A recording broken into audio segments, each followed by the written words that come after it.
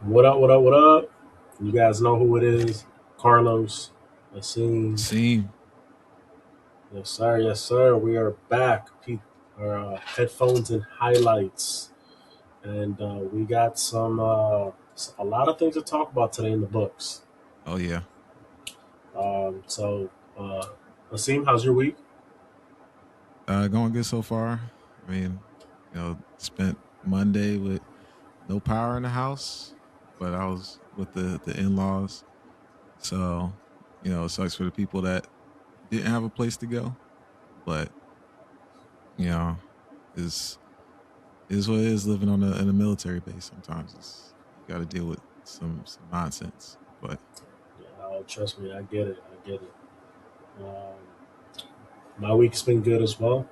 I got duty tomorrow, unfortunately. I thought I had it yesterday. Went to work, went to duty, and then found out I actually got moved, so I have it tomorrow. So be on the ship all day tomorrow. But life of the military, ooh, you just roll with the punches. That's all you can do. Anyways, that seaman life. all right, bruh. Let me not get in trouble. Anyways, guys. So let's start. We're gonna talk about the playoffs real quick. Let me just pull Let's that. decompress with some sports talk, some music talk. Yes, that's my favorite. I've been looking forward to this all day. Yes, yes, you have. Why not just start with it? Just start with what happened Sunday. What Yep, happened that's where I Sunday? was going. So we'll go in order. Uh, It's only right. The the CJ Shroud shutdown, You want? Okay, meltdown. okay. Well, guys, as you guys see, I'm still wearing a jersey. We got the number 10 on still. It ain't coming off anytime soon. And yeah, we got the Houston Texans this weekend, or last weekend. And like I said, Patriots defense is for real. We're here to play. People want to doubt us. People want to think that we had a fraudulent schedule. It was an easy schedule. Don't get me wrong, but yeah, doesn't separate the fact that we are a good football team and we did make it this far for a reason. Our defense is playing elite football. We've only given up one touchdown um, since the start of the playoffs. We held Justin Yeah, Herbert, who people consider a top 10 quarterback in the league, to only 3 points. CJ Stroud obviously is not a top 10 quarterback in the league, and we showed you guys what we can do to him.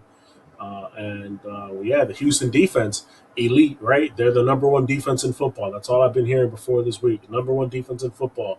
Can the Patriots handle that type of a defensive pressure, that onslaught that's going to come?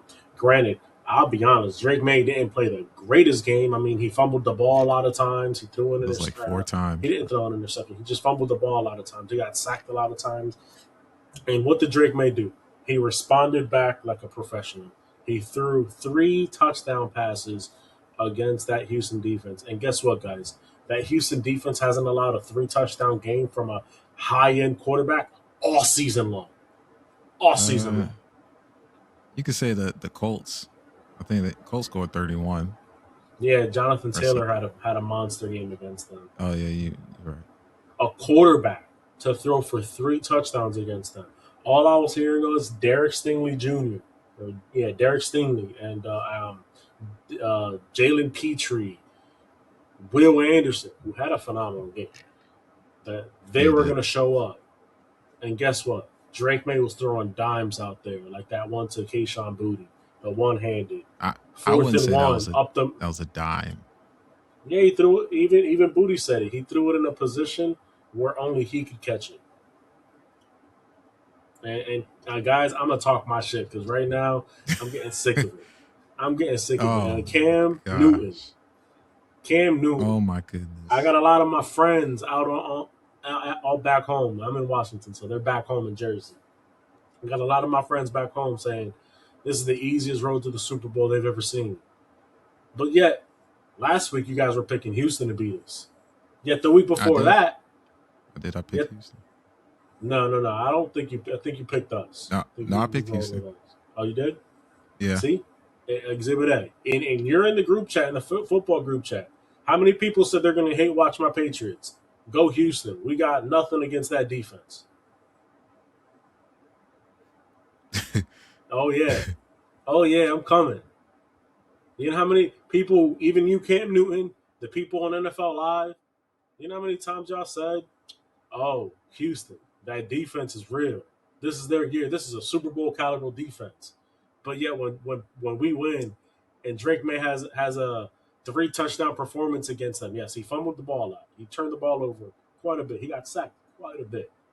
But when he throws for 3 touchdowns on them, oh, now it's a fraudulent defense. This is an easy road to the Super Bowl. I don't know, guys. Hold that same energy. Hold that same energy. Because now Patriots won. We talking our shit. And you guys is like, it's an easy road. It's an easy road. Fuck out of here. Like they say, we all we got, we all we need. We gonna have our back. Y'all don't have to have our back. And you know what I love? I love the hate. I grew up with the hate. It don't leave. I know how to deal with it. I know how to embrace it. Aseem, what did you think about this game? I think that the sole reason why the Texans lost was because of CJ Stroud. So yeah, I mean he should know it. The team should know it. The coach should you know should feel some type of way. I mean, he could have made the decision to bench Stroud.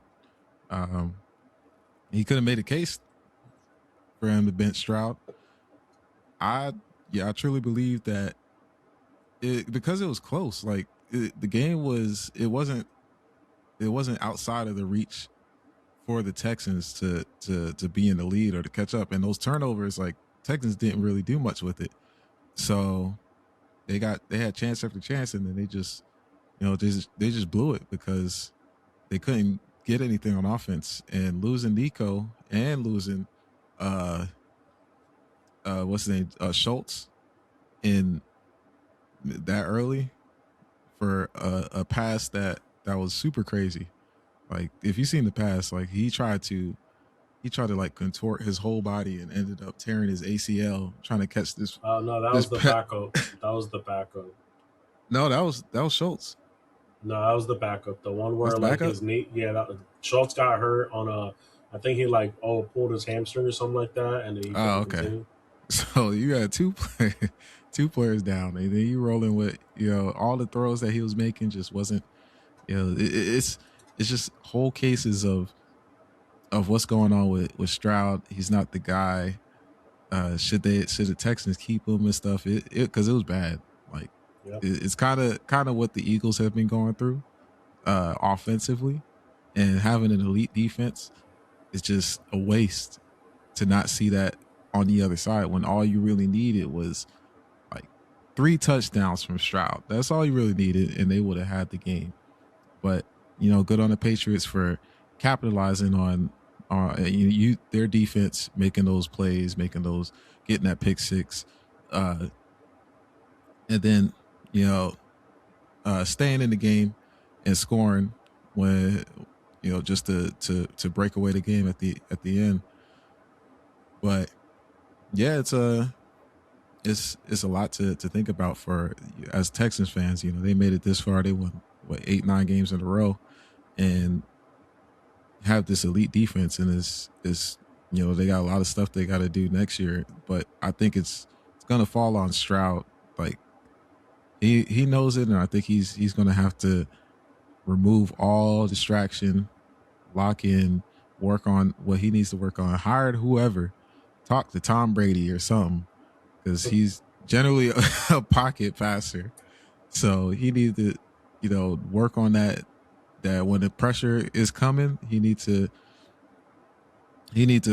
kind of stay calm, uh, let go of the ball faster. Some try not to make a play or play hero ball, or just be more accurate in those tougher situations and be quicker. Um, and then on top of that, GM might need to make another move on offense as far as maybe wide receiver, maybe definitely running back for I sure mean, because the running. Jaden Higgins played a good game. Yeah, he did. He was a good. He's a good pickup as far as the rookie for them. They do need a running back. You know, I mean, whatever is I going on with. wouldn't say they needed because Woody Marks was having a great year. Um, No, he had a bad game. he had a bad game. Excuse me. So I just want to highlight this. Okay, like the reason why CJ Stroud's highlighted right now so much, he had an awful game. Four Yeah, interceptions. it was He bad. fumbled the ball. He had a 28 quarterback rating. Right. You know why that is? They couldn't run the ball against us. They No, couldn't. And you know what's crazy about that? With Milton Williams out there on the football field. Thank you, by the way, Eagles, for not re-signing him because we sure as hell love him. When Big Milton Williams is there and oh man. he's plugging up the middle, the Patriots have the number one run defense in football. With Milton Williams out on the football field, the Patriots haven't allowed a single running back to rush for over 50 yards against us. When Milton Williams got hurt, the run defense fell off, obviously. We gave up a couple 75-yard, maybe 100-yard game to James Cook. You know, and Milton Williams, he missed at least 6, 7 weeks of the football season with that ankle injury. But kudos to the coaching staff for not panicking, for letting him take his time to come back and realizing that he is a strength that we need for the playoffs. With Milton Williams on the field, that run defense is solidified. Him and Christian Barmore just clog up the middle. If you want to run against us, you got to run out the outside. And we got linebackers like Robert Spillane who is going to go out there and make those plays. So it's been like this all year. Early in the year when we held James Cook to 42 rushing yards in Buffalo, people were trying to find out what's the reason why they lost. Well, guess what the reason why they lost is? We made Josh Allen beat us. And guess who could not beat us that day? It was Josh Allen. And what does Josh Allen do well? He works off the run. He feeds off of his play action. When he can suck those linebackers in, and then he can make plays with his legs, and he can make plays with his arms. That's where his bread and butter is. It, when you take that away from people like this, it's hard. CJ Stroud, he's not the best quarterback in football by any means, but all year he was Mm. making serviceable plays. They were running the football. He was going play action. He would throw dimes. What we did is we took away the run. Now they're in a position where they can't run the football anymore. So now you got to put it on C.J. Stroud's hands. And C.J. Stroud's just not that guy. He regressed from his rookie year. He is not that guy. And Yeah, he. I said it last week. I'm taking my defense over anybody's any day of the week. Why? Because we got two stud cornerbacks that can cover the football, and Christian Gonzalez and Carlton Davis. Actually, we got a third too if you want to count Marcus Jones, who did run that pick six back. We got people in the middle in Milton Williams and Christian Barmore. We got linebackers in Robert Spillane. We even got some edge rushers who don't get a lot of credit, like Calavon Chason and, and Harold Landry. But they don't get a lot of credit back there. It's our easy schedule this, our easy schedule that. No, this is a he Mike Vrabel led defense, and he yeah, knows how to coach a defense and how to get yeah. these guys to play. You guys are doing what maximizing everybody's talent. Everybody is basically doing what Bill Belichick has been doing is basically like, yeah, do your job to you, this is why you're in the NFL. Use that talent you got, make the Mm-hmm. tackle, make the hit the right hole, make the play, execute correctly, do those, and then turnovers will come, the stuff will fall apart. Let the coaches do their thing, and then you know just let it play out. And they've been executing very very well. You know, Mm-hmm. Now, real um, quick, I just want to ask you, Aseem, the Eagles' yep, defense, right? yep, A big strength for your defense is the fact that you guys got corners that are willing to tackle in the open field, right? oh yeah, Cooper DeJean, one of the best in the business at doing it.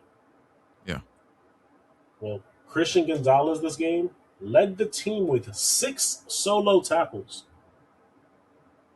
and he's our stud cornerback. yeah, He had yeah. six He's the guy. solo Yeah, tackles. no, nobody said he wasn't good. You know, We've been talking him up. Stop I don't know who disrespecting said. us. I don't know who said Gonzalez wasn't good.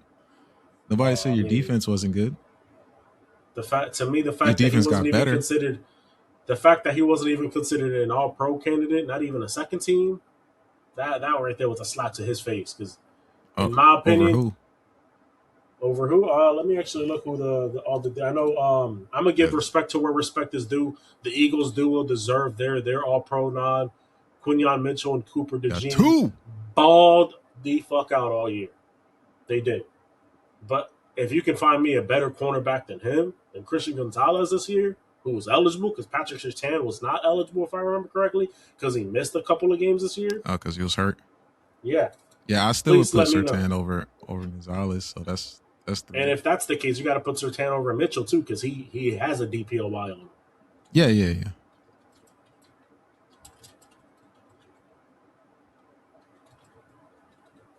I am looking this up now for you guys. Mm-hmm.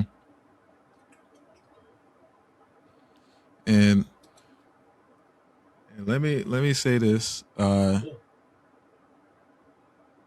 Next week, if you want to talk about it now, next week is I don't know. It looks like it's the just the walk in to the Super Bowl. Like you got it. It it should the Bills definitely blew their chance to have like a generational game like round 3 against y'all. It would have been such a great game. They blew it. But I just want to, real quick. So, obviously, first team defensive pros, I'm not going to take any discredit from them. It Hmm. was all right, cornerbacks Derek Stingley Jr., Quinyon Mitchell, slot corner Cooper DeJean. That is the first team defensive corners. All right, I'm not going to take any credit from them, although I think Derek Stingley Jr. I think Christian Gonzalez had a better season than Derek Stingley Jr. In my opinion. I could be biased there. I'll let Aseem handle that one. And then on the second team for cornerbacks, you got Patrick Surtain.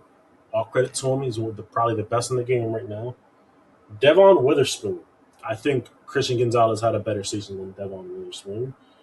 And slot corner Derwin James, who again I think Patrick or Christian Gonzalez had a better year than him too. So crazy to me that they didn't give him the nod to make him an All Pro cornerback this week. Oh, Go ahead. okay. Wait, Derwin James? What team is Derwin James on? Chargers. Oh, Chargers. Oh, you know what? Yeah, he has been balling. I ain't gonna lie. I ain't gonna Mm-hmm. lie. He been balling on the Chargers. He has. He has.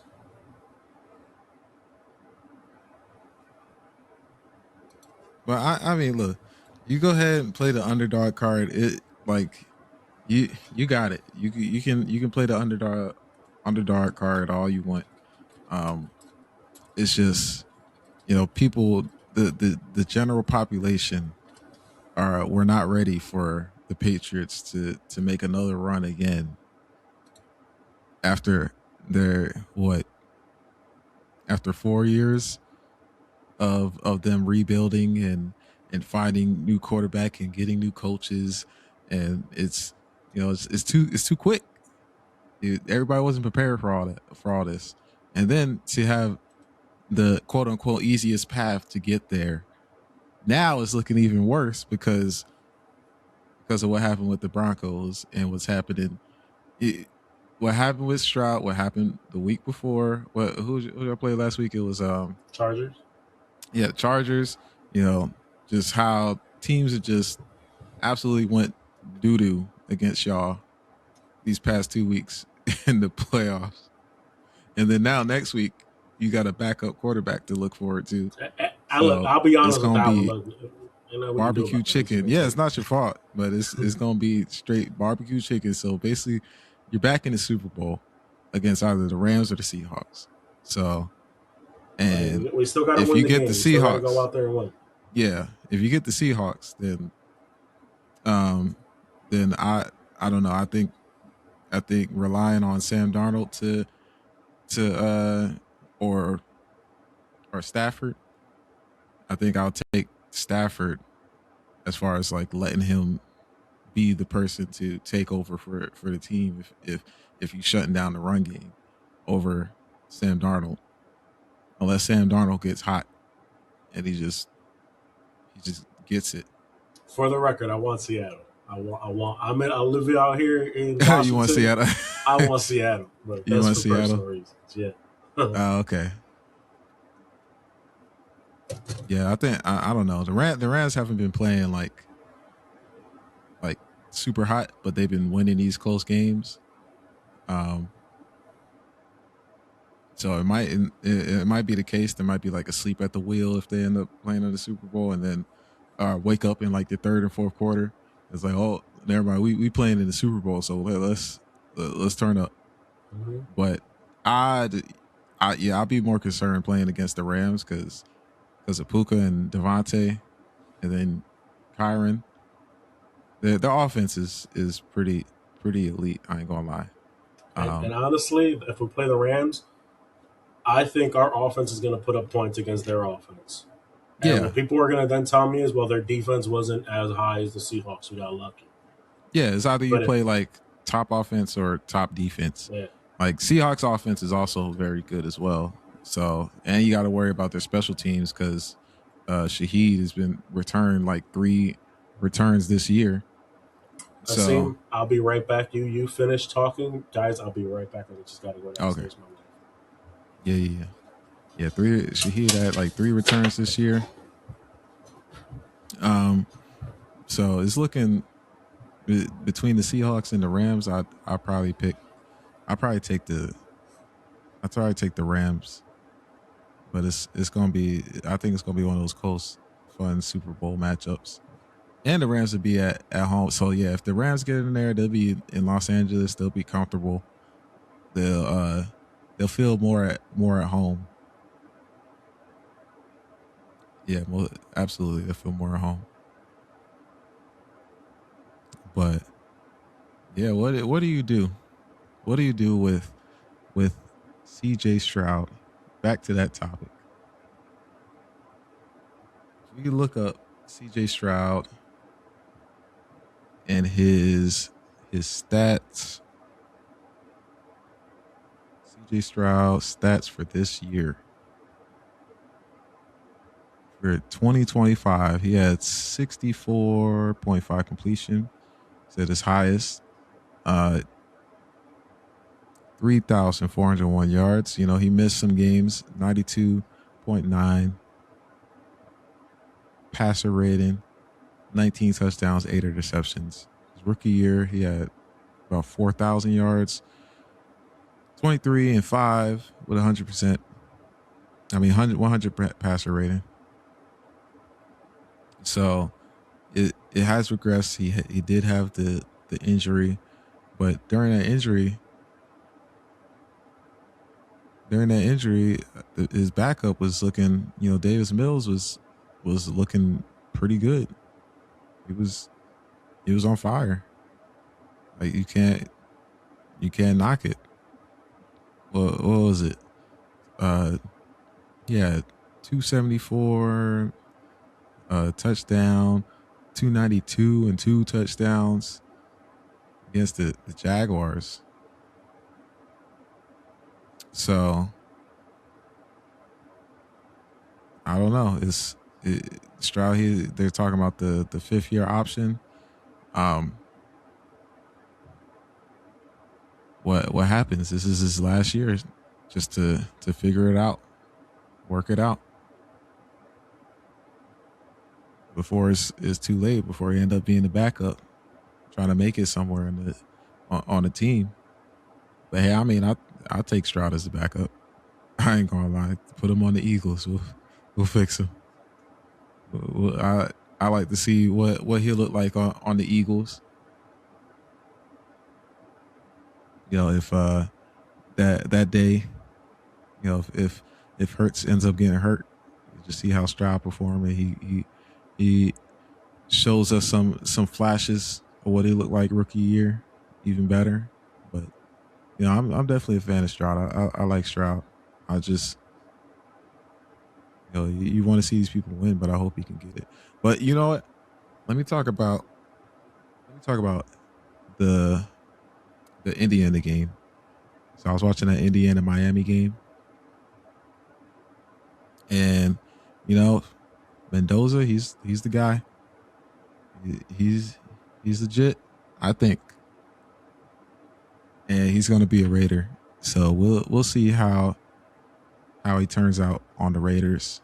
Raiders got some. They got Brock Bowers. They got Genty. They got some people, some pieces on offense. They definitely they need a coach. They need an offensive coordinator. They need an offensive line. So the first thing you do on that draft after you get Mendoza, get offensive line. Do everything you can, just like what the Bears did. Whether it's the draft, whether it's free agency, take who you can get on that offensive line and protect your quarterback and see, just see how it goes. So, it's a tough job. It'd be a tough job to take as a Raiders coach. Tough job to have as a Raiders uh a Raiders quarterback. The expectation on that tough division. Now it's a little less tougher now that the Chiefs are looking, like they might have to rebuild. They might Mahomes might need some time to heal and recover. So we'll see. I don't. I think people are going to be way more cautious whether on those future bets. They're gonna. I feel like they're going to be a little bit more cautious because this year, most people are saying, Raiders might be second, third in the division, but you know, I think people expectations are going to be tempered until until we see some results. What were you But just talking about? now I was talking about the national championship college football. Okay, okay, perfect. Yeah, I Is switched that it? over. I was talking about Fair yeah. I game, was guys. talk, I did not watch the college football game. I was working, so Aseem continue. yeah. It was a good game. A close game. Miami was they looked like they was coming back, but they stayed in it. Um, or they ended up winning. Yeah, Mendoza had like a pretty crazy play, just diving play, breaking tackles to get to the end zone. So, um, Real quick on Mendoza, is he the projected number one overall pick? oh yeah, Okay. And he was yeah, from he's Indiana. he's yeah he's going to be a Raider. All right, Um, yeah, everybody's talking about also Carson Beck. Um, that's the other guy. Okay. yeah, that's the Miami quarterback. Uh, who knows where he's going to go? I haven't. I might need some time just to do some like 2026 draft, like figuring out who's going to go where. Some the first round, Don't worry, but guys. We're gonna make a little mock draft here when that time comes. yeah, but I know for sure he's going to be starting somewhere. I'm thinking the Jets. Uh, yeah, one of the teams that need a quarterback, but Beck is going to be definitely a project. But I don't think with how long he's been in college, he should be able to be serviceable the first year, but from what it seems like, he might need a little bit more, maybe like a year behind somebody experience.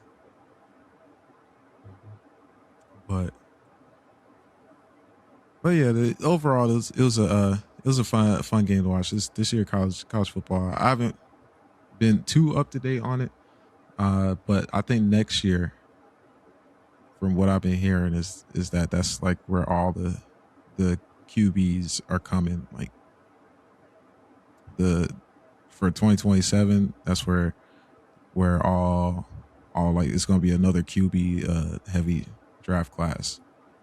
Um, Archie Manning. yeah, yeah, including Arch Manning. Um, But yeah, that's all I have for the Indiana. I'm ready to talk So, about. Let's talk about another game. all right, so we're gonna move on. I'm happy Aseem did that. Sorry, guys, I am dieting at the moment, and my wife is cooking. So I ran downstairs to just go weigh out the meat that she has aside for me, so that way I can log it, which reminds me to log. But while I do that, the next game we'll talk about is the San Francisco 49ers getting absolutely dog walked by the Seattle Seahawks, 41-6. Dennis Walker, 116 yards, 19 carries, 3 touchdowns. That hat trick, ladies and Yep. gentlemen. Yeah, Yeah, they, great game by him. Sam Darnold even threw a touchdown. And then Cooper Cup, the reason they signed him, he's got that experience. He had 60 receiving yards, led the lead or led the team in yardage and in receptions. He shows out in big games, and that's why you sign a veteran like Cooper Cup, because he knows how to get the job done when you need it. Super Bowl champion. In my opinion, one of the people that also got robbed for an MVP award when he had the Triple Crown by Aaron Rodgers. It should have been, in my opinion, him or Tom Brady, but that's a conversation for another day. Yeah, Asim, the 49ers beat you guys, and then they got waxed. So, like, yeah. talk to me. How I you mean, feeling right the now? the hate watch was great. Um, watching them get BTA, you know. Uh, but I mean, it makes it frustrating being an Eagles fan because we could have beat this team. We beat ourselves offensively, so we could have we could have had a way more competitive game against the Seahawks than the well, we would have played the Bears anyway, so it would have been against the Bears. But uh, I don't know. It, uh, I really like Niners were just outmatched. They were hurt. They were depleted. Had nothing left in the tank. And Seahawks was just outclassed them in every way. Um, yeah, the special teams, offense, defense, just if they can put it all together, then I don't, it's going to be Patriots versus whoever, either Rams or Seahawks. If it's Seahawks, then they play another well-rounded game like that. Sam Darnold doesn't do much, does the bare minimum, and coast. Then it'll be another ring for the Seahawks. For the record, remember, guys, as soon as I brought up that Sam Darnold injury, he changed Oh, his the pick. oblique. I did. I thought it was. I It thought it was a was like bad weekend legit, for but it, Asim. but it wasn't. But it wasn't a legit injury. So I would have. I. I. It was a People. bad People weekend for was. Asim. Yeah. People was capping. Yeah. Well, all my picks. Yeah. I. But 0 and I messed 4. up. 0 Those are. and I 4. messed up all of them. Yeah. That's crazy. Bears. Niners. Yeah. That's bad. I was like that little girl that picked the little helmets. And Oh, yeah. she's like Patriots, and then every pick she picked was like everybody lost. Mhm. Yeah, Guys, fun that's fact. I me. said it last week. I'll say it this week. Apparently, and I found this out by social media. Okay, the Seahawks are undefeated in the playoffs when they are at home. Mm. At home, and where are they playing this weekend? At Oh, home. oh, they play the The Rams at home, the 12th man is real. Okay, 12th man is but real. who beat the Seahawks in the regular season? The Rams did. Rams did. Was it at home? So, uh, Hmm. I need to let me see. look. Now I need to look. Let's look at the Rams schedule. for Seahawks. It was. They lost at Los Angeles, actually, Mm, and they beat them when they were home. Overtime game. At home was it in the playoffs. 1921? At home in the Yeah, playoffs. Rams had 4 interceptions. So if they might have Sam Darnold. I remember this game. Yeah, But that they might was have Sam. at Los Oh, Angeles. that was in L.A. Yeah, that's true. Well, In Seattle, They won 38-37 overtime game. So it's going to be a barn burner of a game. Let me just put that Mm. one out there. But they are undefeated in the playoffs at home. So the 12th man comes out. It's going to be loud, as Yeah. we all know it's I going to be. I'm gonna just make my picks right now. I'm gonna just go Patriots. Patriots gonna beat the Broncos. I'm gonna just say, since you said that, it's about who I want to see more in the playoffs. Uh, I think I would want to see the Rams, so I'm going Rams.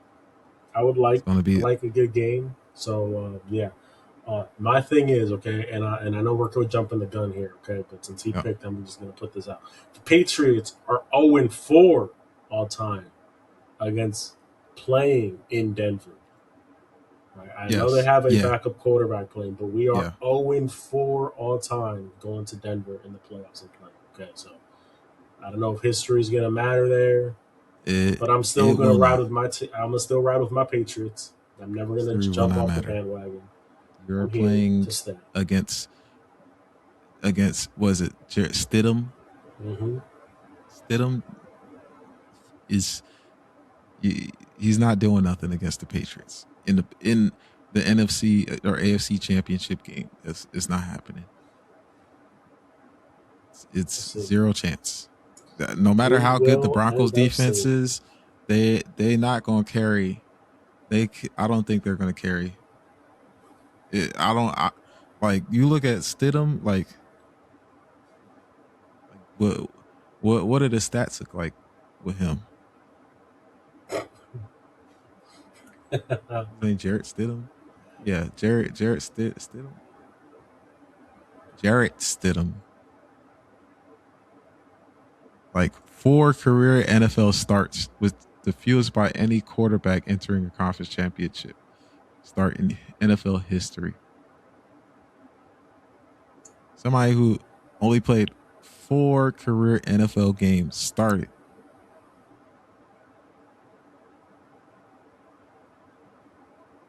It's it's not happening. And you want to play Listen, in the biggest game. we'll see. We will see. I'm not going to count my chickens before they hatch. Moving on. Moving on. The next game we'll talk about is the Bears, the hosting the Rams. Unfortunately, Yeah. defeat. What I could take away from that game, guys, is that what was it, 51 yards fadeaway bomb that he threw on the dot to That man Caleb, Cole bro. Komet. That man Caleb, man, is crazy. Caleb That is was that him, was bro. incredible. They almost won that game too.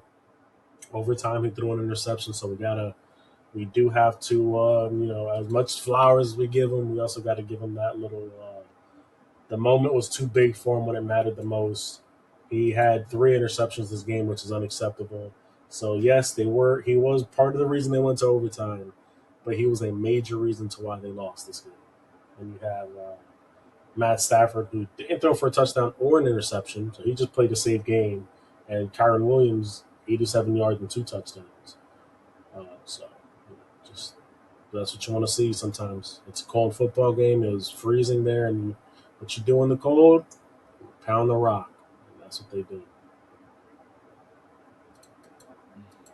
I mean, you you can give Caleb, the benefit of the doubt. This is the ceiling right now where it's NFC uh playing in the second round of the playoffs. Um, you know, I feel like the sky's the limit. I feel like another year with Ben Johnson is going to be the Bears are going to be a problem. Oh yeah, Uh, give Caleb some more time, some another off season to work on his game, and get. I don't know what they do with their offense with the wide receivers. Well, he has Colston Loveland now. Like hmm I'm saying this now. Like if you got, I think Colston Loveland's going to be like top five tight end next year. yeah. And I almost traded him today in Dynasty football. So yeah, happy I Say didn't. you almost. Yeah, somebody offered me a Rondé Gadsden and a second round pick for him, and I was considering it, but I'm looking at Gadsden's No, number, and I was looking at Loveland's numbers, and I no, declined it. I thought about it. I was like, possibly. I kind of like got him excited because no. I'm gonna be Uh, honest, guys. When I'm in Dynasty, I'm a hard person to trade with. I'm not gonna lie, because like I will look at a trade and I'm not gonna give you a yes or a no. I'm gonna be like, I'm gonna think about this one. Like maybe, possibly like that looks interesting because Rondé Gatson was like one of the hot names this year. Scored a couple of touchdowns, had a lot of good games. But then I looked at his numbers and he's like the targets and the receptions just never like added up to what I wanted to see. And then I looked at Colston Loveland's numbers. They had 10 receptions, 14 receptions, good amount of yardage, a lot of the games. Like, he picked it up towards the end of the year. That's what you want yeah. to see from your rookies. So I'm happy that I did it because I just, I don't know. They're When I get two. those feelings, it's like, I don't know. They're two good tight ends. I wouldn't say it's a bad trade. I wouldn't say it's a bad trade. Uh, Gaston, I think he's going to be a good tight end. Maybe like top 10 fantasy tight end. Uh, you still got Herbert. If if what's his name retires, if Keenan Allen retires, then that's like more targets for Gatson, and he was getting targets up until he got hurt. It was Hmm. the injury that affected him. So Yep. he was, in the end zone scoring one of the end zone targets. Uh, but I think I think Colson Loveland is like it's just different. Like it's different with that combo. Caleb and Loveland. As soon as the Komet is gone, if they can find a way to just trade Komet or something, I mean, then even with Komet, he had 10 targets. I'll yeah, say he dropped the even ball a with Komet, lot this game. He dropped the ball a lot this game. He had 10 targets, 4 receptions, 56 yards. Led the team in yardage. DJ Moore had more receptions than him with 5. He had more targets than him. So, like, it's promising. So, I yeah, agree. I agree. yeah. And to the Rams, um, they they pulled out another win in overtime. It was kind of like neck and neck, and Rams took it, but then they just kind of Caleb had a crazy play to put in overtime. So we'll see. Rams have been like up and down. Like I was hoping so much like that part of the, and then you look back again at the seeding and everything. You know, we would have had the second seed. Could have been playing the Packers and then the Rams. So we would have definitely been. I think we would have beat the Packers maybe, and then play the Rams, and we beat the Rams already.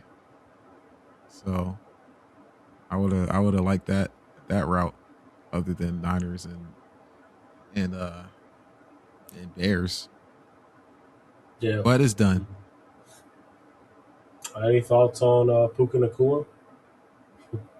I mean, what's there to say? It's Puka, man. He's He's a top wide beast, receiver in the isn't NFL, man. he? Yeah, I There's agree. no question that he's the best in the NFL. All right, and we got one more game to talk about. We saved it for last because it was the most controversial of all the games. Hmm. Uh, the Buffalo Bills unfortunately face the Denver Broncos this game, overtime game where the Broncos ended up winning 33-30 in a barn burner of a game. This game was without a doubt the game of the week. We're just gonna put it out there, Uh, Josh Allen, 283 yards, 3 touchdowns, 2 INTs. Bo Nix, 3 touchdowns, 1 INT. Um, Aseem, was it a catch? Eh, at first, when I looked at it, I was like, "It's it is it wasn't a catch." Yeah, because I don't know. It's such like the biggest gray area, and it's so dumb because he like caught the ball and then fell on his knee as the ball was falling out of his hands, and then went into the defender's hands, and they called it an interception. But me, in my mind, when I first seen it, I was like, all right, shouldn't he be down if he caught it right there? If you catch it and then your knee is down, like even if the ball moves or not, then it should be like should be done. Should be considered like not a catch. Play is done. But then I guess since the ball is it hasn't touched the ground, then it's still a live ball. So I guess you give an interception, but I don't think it's like a super crazy controversy. It was kind of game changing I mean, it's the because they call were of the week apparently. yeah, they were on their way to scoring and they could have at least had a field goal, but they got nothing out of it. At the That end, field goal it wins them the game. That field goal wins them the game. because it wasn't overtime, right? It Yeah, wasn't overtime. yeah. So yeah, so once again, uh, it was just a unfortunate one of those unfortunate turnovers for Josh Allen. So, what are your thoughts on that? What do you think it was? It was Ready, guys? I'm gonna pull it up so maybe we can look at it, and then I can you got the maybe rule edit book. it. I did not go look at the rule book. Well, I did before, but not right now. Okay, um, but I think it was an interception, and here's the reason why. Okay, if I remember correctly, they call it the Calvin Johnson rule. So he caught the ball in the air. Okay, if he would have took another step and then the knee, it's a catch. But he caught the ball and immediately fell. Okay, his knee hit the ground. Okay, if he would have did that, assume, and the ball comes out, is that a catch? No, he would have. It would have been an incomplete pass. They would have had another down. But what happened was he hit the ground. So his knee hit the ground. So he hit the ground and somehow lost possession of the football. And it ended up in a I think it was the cornerback's hands. Yeah, yeah, for safety. Or, It was a cornerback or a safety. Let you guys know who got that. Well, there's three people in the reception actually, so I won't be able to tell you why. But yeah, it ended up in the defensive back's hand. That's an interception. Why? Because he did not complete the process of a catch.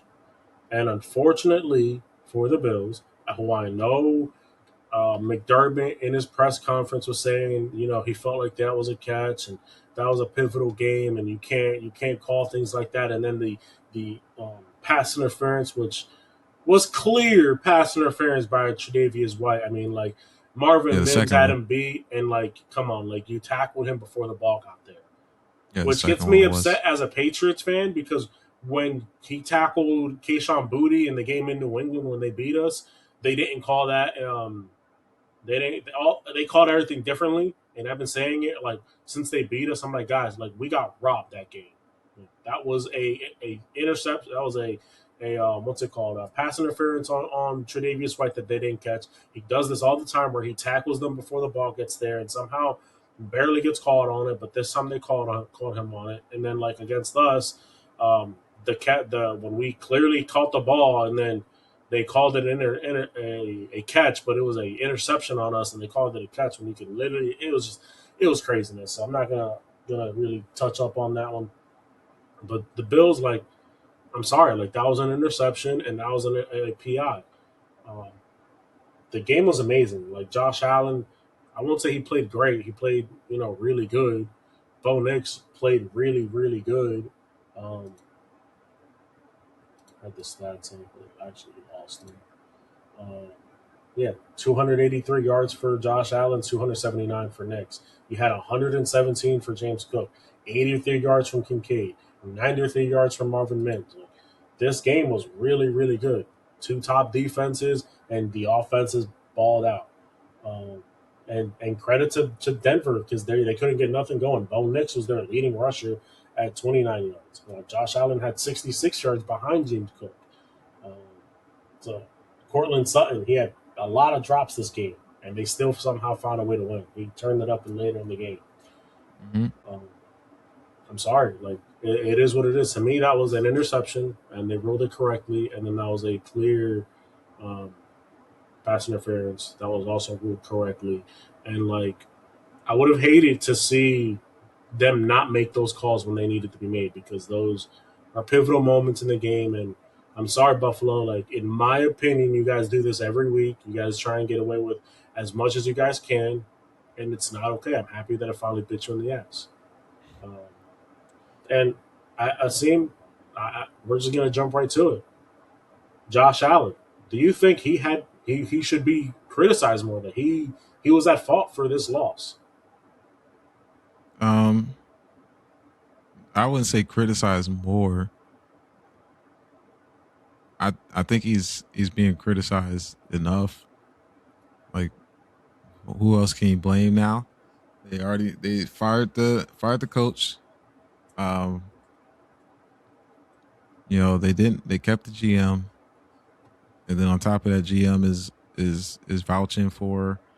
uh vouching for the owners vouching for the GM, It's saying crazy. it wasn't his GM's decision to bring in certain players. Uh, so then there's a whole turmoil going on internally in your on your team, on the front office section of the team. Uh, Allen he's taking it real hard, like, Crying at the press you know, conference. yeah, crying at the press conference. It's just one too many of these close losses at times where uh you feel like you should be taking it to the next step. And and this was the one that was like that was on him. I felt like this year specifically, he did he was still Josh Allen. He was still the one, like, the guy that you once he gets the ball, you're in trouble Mm-hmm. if it's a close game, because he's gonna drive it down the field, and he's just that type of person that could just make these amazing, incredible plays. But Yep. then now he's run into the issue where he's turning the ball over a lot, or he's trying to play hero ball, or he's holding on to the ball for too long. So it you once you get that, that's when it starts falling on him. Even after you have James Cook, who is an amazing running back, it's when it's his time to shine. It's either he chokes it, throws an interception or a fumble or whatever, or makes a bad decision, and that bad decision, it's like a super bad decision. He's like, you can't make these type of mistakes if you're trying to get your team to the next level. Um, So I think, and part of that is him and his decision making. He can fix that, work on that, and then the team now, the GM slash coach, they're gonna have to do their job, do their part with bringing in the right people to kind of coach up Allen, and then also make sure he's in the right. The plays are the right plays for him in Yep. these situations that come, in these certain scenarios that come, and then just provide them with high end talent, higher end talent. Just Diggs was the guy when he was in Buffalo, um, and then when it just came to a point, where it just fell out. So now, Thank you, who's going to be Butler. that? Yeah, he's doing his thing on the Patriots now. Yeah, and it makes the Bills look even dumber. So it's like, now, who's going to be that guy? They drafted, didn't work out. Now you got to look at free agency slash draft again, back to the drawing board, and see what you can do. It's like Allen is kind of like in the Mahomes situation, but without the Super Bowls. It's like, Mahomes is a we proven man. He's a Hall of Fame yeah when he goes in. yeah Josh, you gotta. You're not. I'm Josh sorry. is he's still a Hall of Famer. Josh Allen, I think so. I think so. No. He's got an MVP. He's got every single year since his rookie year. He has like over how many over like 4,000 yard passing plus another 1,000 yards rushing. He has like what the most rushing yards in history. Most touchdowns in history of quarterback like rushing touchdowns. But that's still not You know, enough to get you in the Hall of Fame, my friend. there You got Eli Manning not even in the Hall of Fame yet. I think Josh Allen is a better quarterback than Eli Manning. So Eli Manning Super Bowl wins, brother. He got two of them. he had two Super Bowl wins, He's the reason but why they won both of those games. I mean, we're, those we're, passes were, and I'm a Patriots fan. we're I talking hate about him. I we're hate talking him. about the He threw. player. Yes, as a player, yes. And I'm sorry to I, tell you that Josh Allen, in my opinion, right now to this day, is not a Hall of Famer. He has a lot more work to would do. would you take okay? Would you take uh Josh Allen or Eli Manning? If I had to build a team, I'm taking Right. Josh Allen. Yeah, Thank you. So yeah, yeah. so when But the time we comes, can't we he's can't gonna say that he's better until he gets there. Like Eli we has have, gotten there. We've seen but we Eli what Eli can do. how much have we seen with Josh Allen? We've seen years. What year are we in with Josh Allen right now? Eight. We are in year 1, 2, 3, 4, 5, 6. We're in year 8 with Josh Allen. Okay. Year 8. In his career, he has uh what 30,000 yards passing, Yeah, 30,000 uh yards passing. 220 yards uh passing, 220 touchdowns. Where are we at? Rushing 79 rushing touchdowns. That's really Like where he gets his bread and butter. 4,000 rushing yards in 8 years. He's getting like in 2021, 2022 alone, he had 763 rushing yards, 762 rushing yards. So these are like insane stats. You tell me They're these are not really, really good. But I hot. personally, at this very moment, like if he retired today, to me, he hasn't done enough to get that gold jacket. Let's see. Records wrote. Most touchdowns in Bill history, first player with 5 straight 40 plus total touchdown seasons. Most career rushing touchdowns by a quarterback surpassing Cam Newton, becoming the only quarterback with a passing, rushing, and receiving touchdown in a single game. Holds records of most games with multiple rushing, passing touchdowns, and fastest to 300 total offensive touchdowns, including playoffs. Most games with at least 3 passing touchdowns and 1 rushing touchdown, surpassing Tom Brady and Drew Brees. Uh, Most touchdowns before 30 by a player before turning 30. Yeah. Uh, Most 40 plus total touchdown seasons. First player in NFL's history of 5 consecutive seasons of 40 plus touchdowns, rushing, passing, and receiving. Yeah. Longest He's on the by right in path. Buffalo. Yeah, He's on the he's right, but he's not. He's not. In my plus opinion, he's not there yet. plus MVP. So it's All like right. So like he's realistically, basically right? like yeah. Realistically, it says here the Pro Football Hall of Fame strongly favors postseason success, especially with quarterbacks.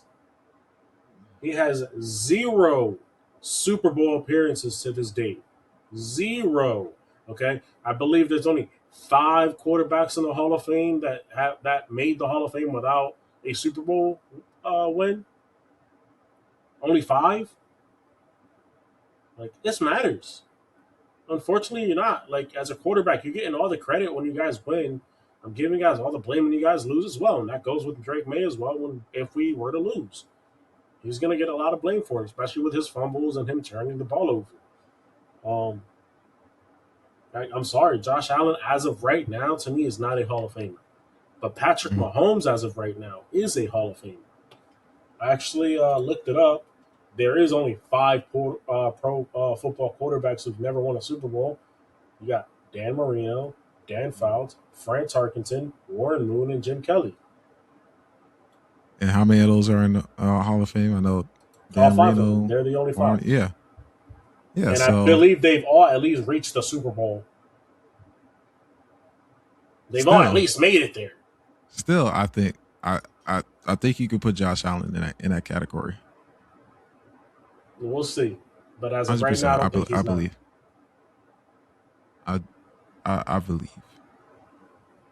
You can believe, but I just as of right I now, he's not a believe. Hall of Famer. Like when I call Patrick Mahomes a lock right now, like if he were to say, guys, I made it in life, I had enough.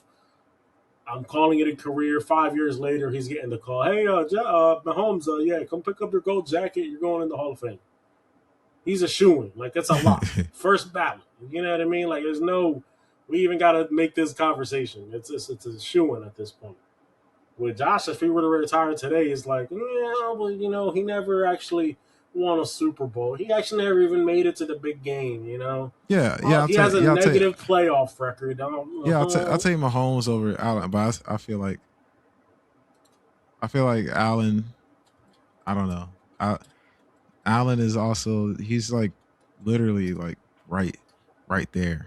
He's like what other quarterback are you taking? Like, that's the real question. Like not even not minus Hall of Fame. We're talking about just regular season. Like who are you taking as your quarterback? It's it's Drake May. you tripping. You would take Drake. Okay, besides Drake May. All right. Honestly, like We talking about I'm taking so active right you gonna now. Okay, take Burrow? there aren't many quarterbacks that I would take above Josh Allen if they're active right now. Okay, we're not talking about all time because that's different. Obviously, there's a lot of them. Yeah. Okay, Yeah. but right now, okay, I'm taking Mahomes. If Mahomes has had uh, a line of some better receivers this year, like I feel like they make it to the playoffs. But obviously, my opinion on that is just that they made it to what 3 straight Super Bowls. Like that Yeah. team was exhausted. They were burnt out. They needed this year to be an off year. Not an excuse for them, but like that's how I feel about them. Okay, so we got Mahomes. Okay, obviously I'm gonna take Drake May. I'm a Patriots fan. I'm gonna stick with my guy. It is what it is. Drake May's in the It's MVP conversation, like so like 3 years in, he's like, yeah, two man, years, Hall second of year Fame. in. I wouldn't say he's a Hall of Famer, but I'm picking him as a starter. Okay, he's not a Hall of He's your Hall Famer. of Fame. Okay, Lock it in. right. I'm taking Jalen Hurts over Josh Allen. Jalen Hurts had a bad year this year because of the offense, but when it matters, Jalen Hurts has proven that he can win those games, and he has a Super Bowl MVP. He balled out in the Super Bowl. I'm taking Jalen, and he's made it to another one. This isn't his first. It's like it was a miracle run. Now, this is the Yes. second time he's made it to a Super Bowl. I'm taking him. Um, trying to think of active quarterbacks right now. Uh, I'm taking Lamar Jackson over him. I think Lamar should have won the MVP last year, and they just Yeah, I gave think it so. to Josh Allen as a sympathy award because they felt bad for Josh Allen because he's such a good quarterback. Bullshit. I don't give a fuck. He shouldn't have won that MVP. That MVP should have been Lamar Jackson. Lamar had crazy stats last year. And then I'll take Josh Allen at number 5. That's just how I feel. Okay. That's how you feel. Joe Burrow even made it to a Super Bowl. Am I taking Joe Burrow above Josh Allen? If I could take him out of Cincinnati and put him on a different offense, I would. But in Cincinnati, that whole line scares me. They That may take him defense out of is Cincinnati. atrocious.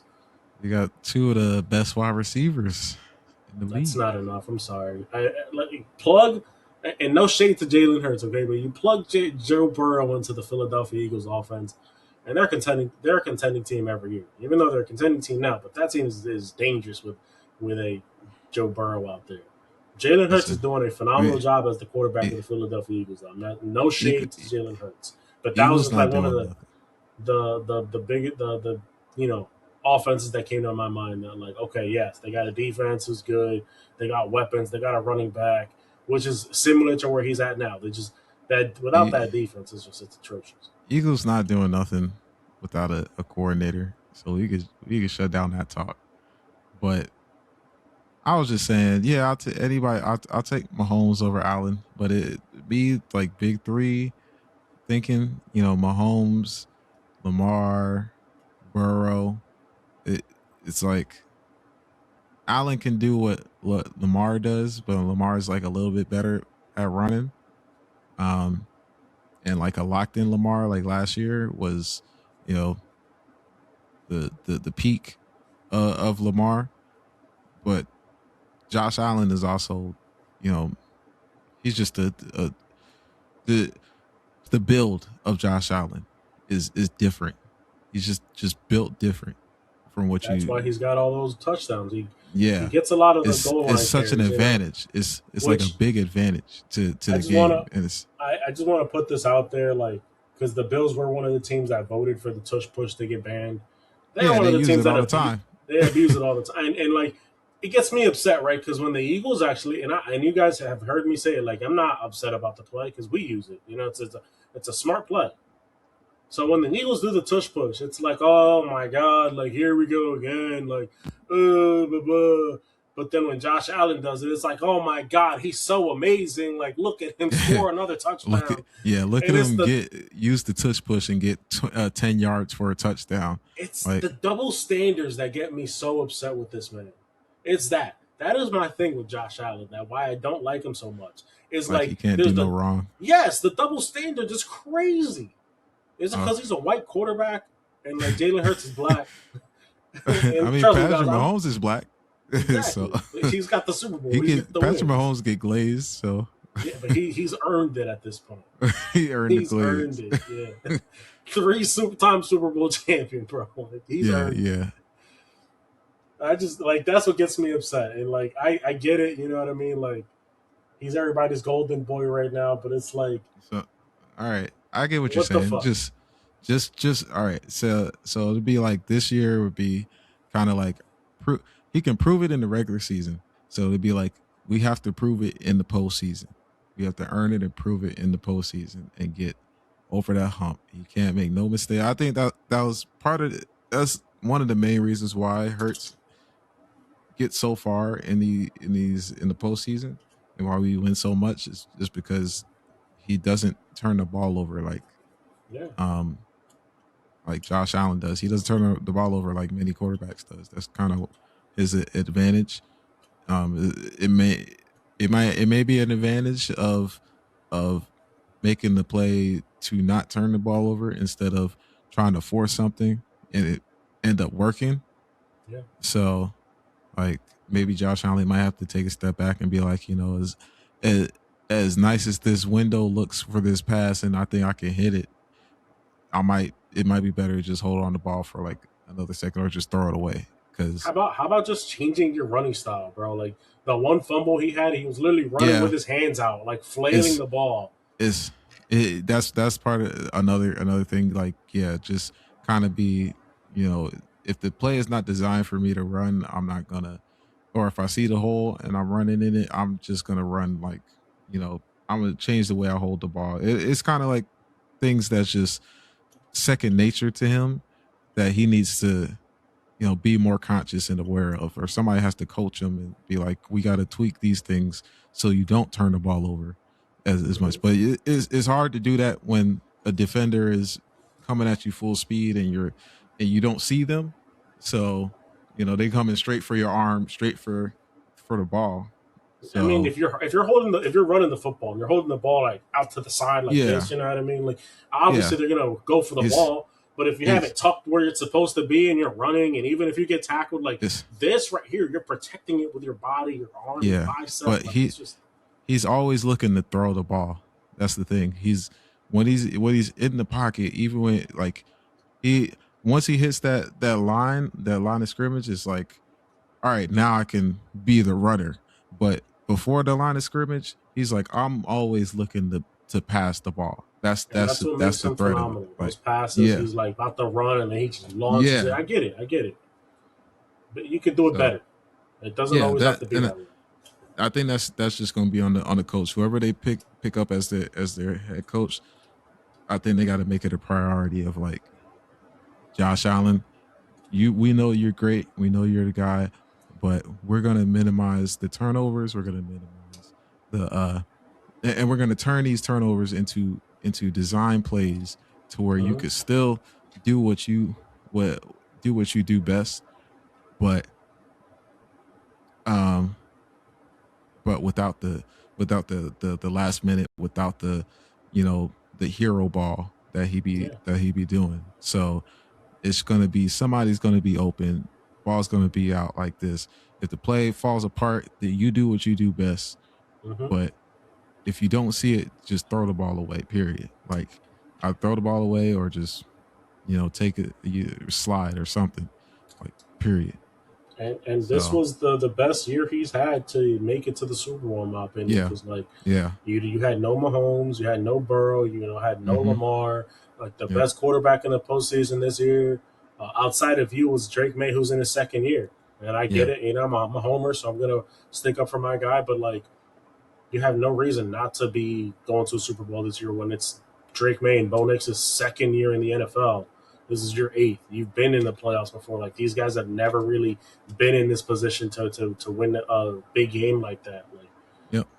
like it's to me like it shows a lot. You know what I mean? Um, but yeah, let's move on. I think we talked a lot about Josh Allen. Oh yeah, it's a burning big topic. It is, and it's He's something that I'm he's a great passionate player, about man. because, yes, I'm passionate about it because he is a great player, and I just think he's when you're the golden boy of the NFL, it bothers me not because you're the golden boy because Mahomes is the golden boy and I was okay with it, but because it just looks like he can do no wrong. And I feel like I'm friends with a lot of Eagles fans. I'm friends with a lot of Baltimore Ravens fans, and it's like Lamar, Jalen Hurts do the tush push, or they do something crazy, and it's all over ESPN. And oh, is the tush push being abused? Should they ban the tush push? And it's like, come on, Buffalo. Like, you guys voted to ban it, yet you guys are one of the biggest factors of abusing it. Like, it's almost a given now at this point. 4th and 1 against Buffalo. What are they going to do? They're going to tush push it. And they do it just as much as the Eagles do. If not this year, maybe more, because Philly trying to Definitely more. stick. Yeah, we got cooked with the tush push this year, especially our coordinator. So Hmm. So it's one of those things. It's like, if you're gonna shit on Philadelphia and their players for the tush push, I want the same energy all around. I want that same energy all around. When Josh Allen abuses it, like, here we go again with another tush push. Instead of, oh my goodness, magic. He cannot be stopped. It's that to me is like, come on, guys, like this double standard is a big slap to the face. that's more the announcer. I think that's whoever be who be announcing the game, like Chris Collinsworth or Yeah, but also um the NFL, like the media, it makes it to where you hate the guy. Aseem, I just want to bring up the coaching because they did fire Doug McDermott. There were a lot of coaching hires in the NFL this week.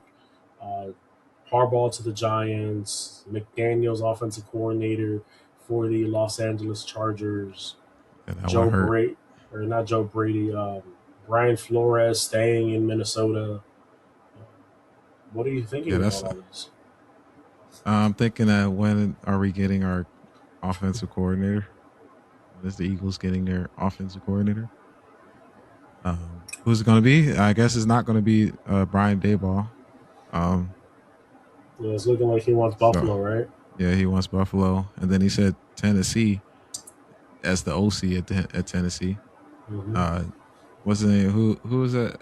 Uh, Salah's at Tennessee. Yeah. Um, I don't know. So I truly don't know who. real quick, I really think I thought you guys were shooing for Mike McDaniel's. I really did, but I think No, what the big ultimate factor was that who's your defensive coordinator again? Fangio, right?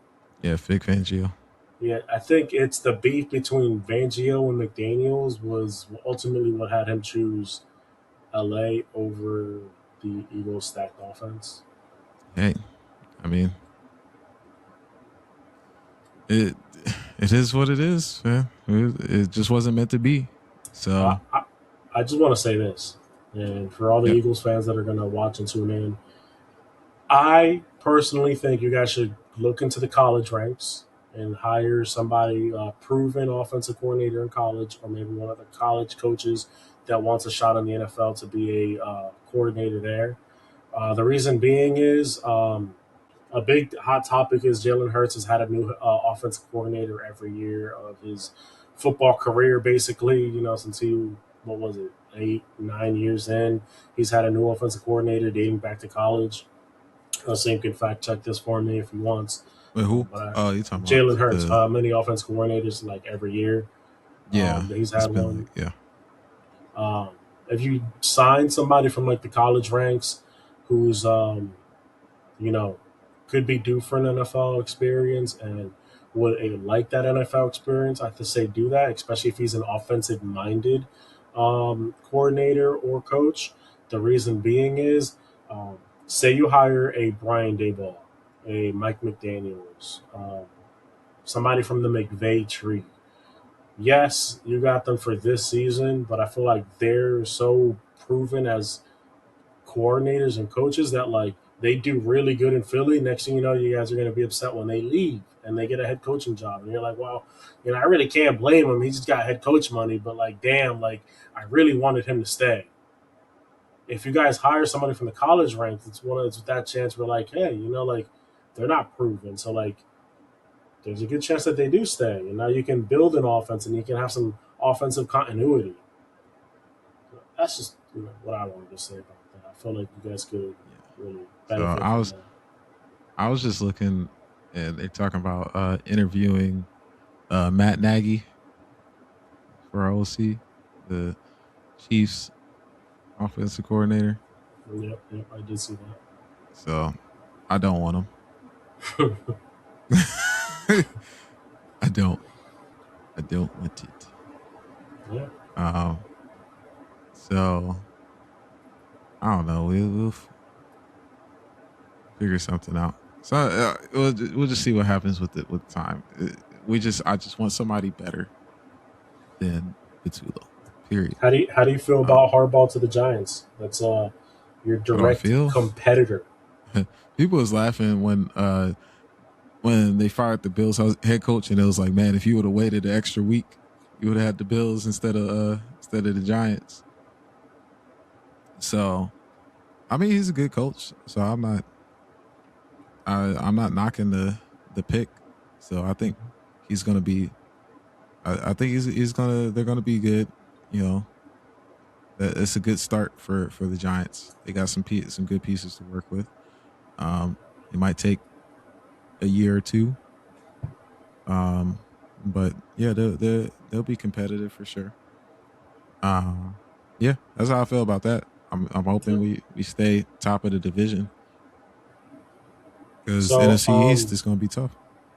I thought about this just now. Okay, how do you feel about Joe Brady, former offensive coordinator for the Buffalo Bills, as your offensive coordinator? How do you feel Did they about that? If fire he him? doesn't, no, but he's interviewing for other jobs, head coaching opportunity. With Oh, them firing McDermott, his job is not safe there, so he could get another offensive coordinator job somewhere else. yeah, I would 100% take Joe Brady. So, And uh, then this is the other thing that I just thought about. Okay, another bad year for the Eagles. I'm sorry, it blew up this year. It didn't work out. I mean, hypothetically speaking, they should have let Sirianni go when they had the chance, but it benefits them. Okay, no, let me finish. Let me finish. It benefits them. Okay, they should have let Sirianni go when they had the chance. They missed that trigger last year. They missed on Harbaugh, but they decided to pull the trigger this year. They fired Nick Sirianni. Okay, right down the Philadelphia tree, or not Philadelphia, Pennsylvania tree. Mike Tomlin decides to come back. Mike Tomlin now becomes the head coach of the Philadelphia Eagles. How would you feel about that? And this is in theory, just hypothetically speaking. Would you welcome Mike Tomlin to the Eagles? Would you be I excited mean, about Mike Tomlin and what he could bring? um, probably not. No, Oh, if it could goodness. if he couldn't do it with the with the Steelers, then He won 2 Super Bowls with the Steelers. that was long, long ago. He hasn't had a quarterback since Ben Roethlisberger.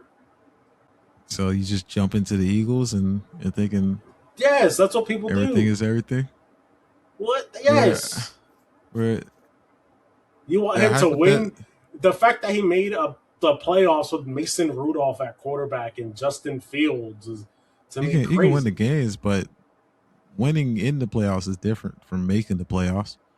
So that's something he hasn't done in a very long time. He has no So quarterback.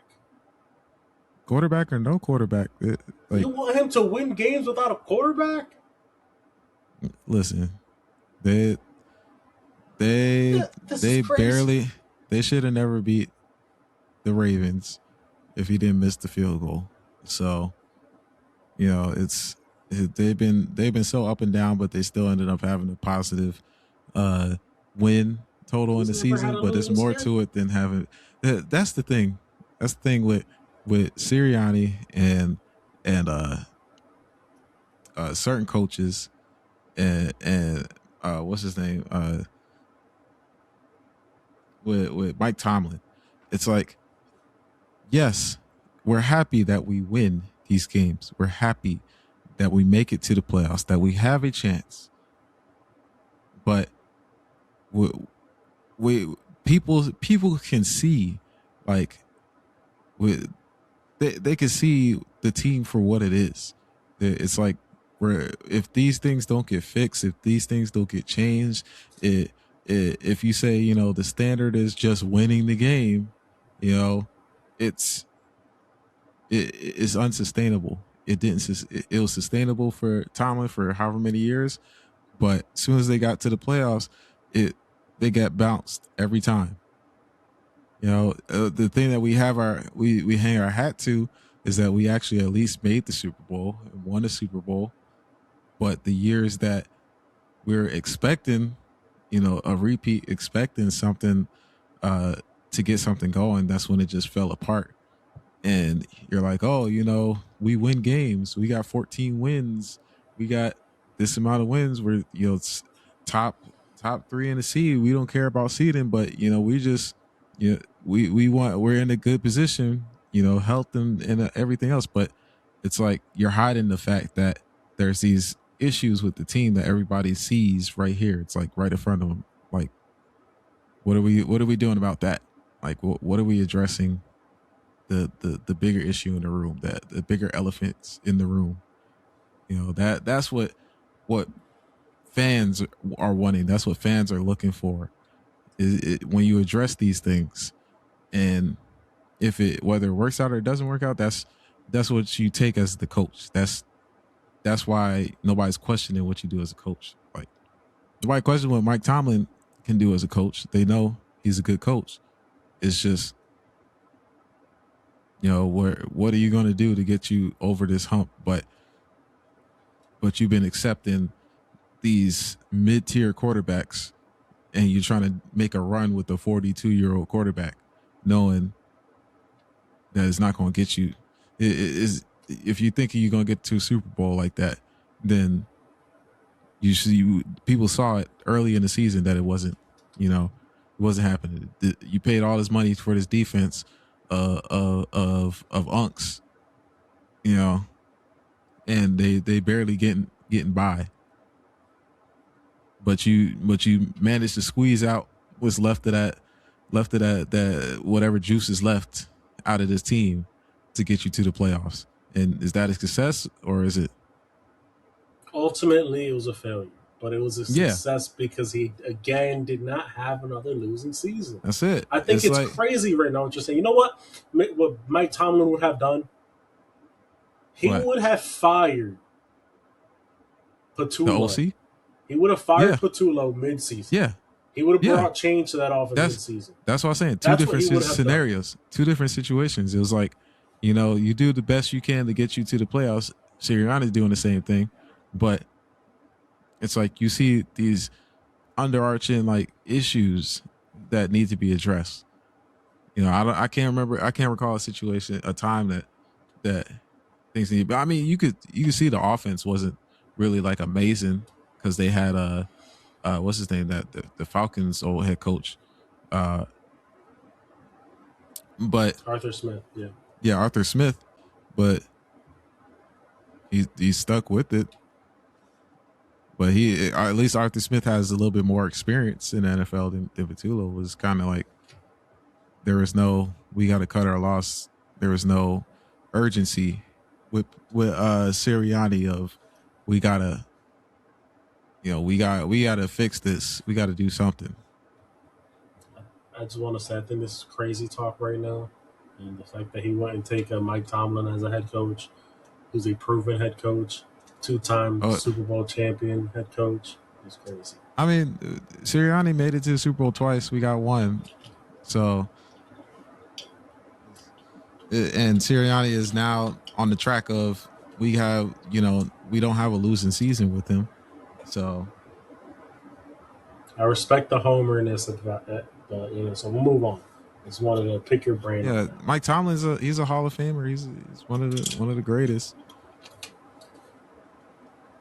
But sometimes it's their time.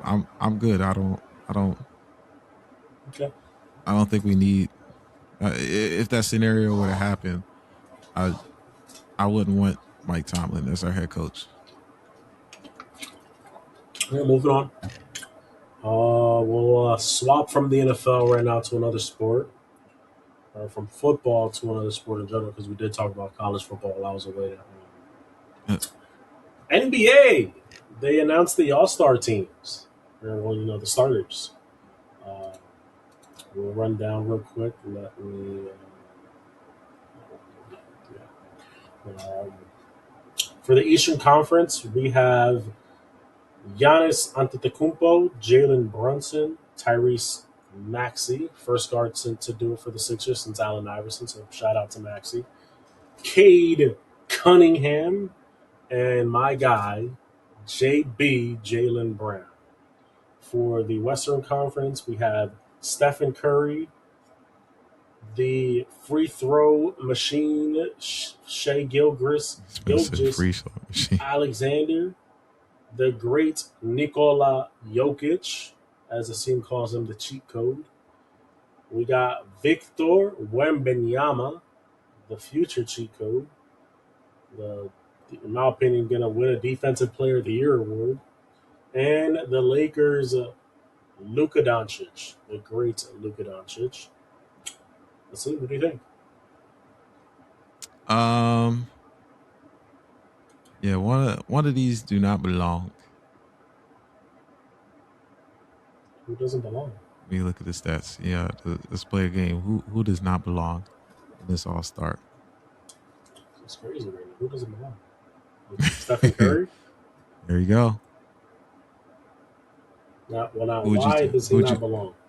who would you take over Stephen Curry right now? That's doing better than Stephen in the West.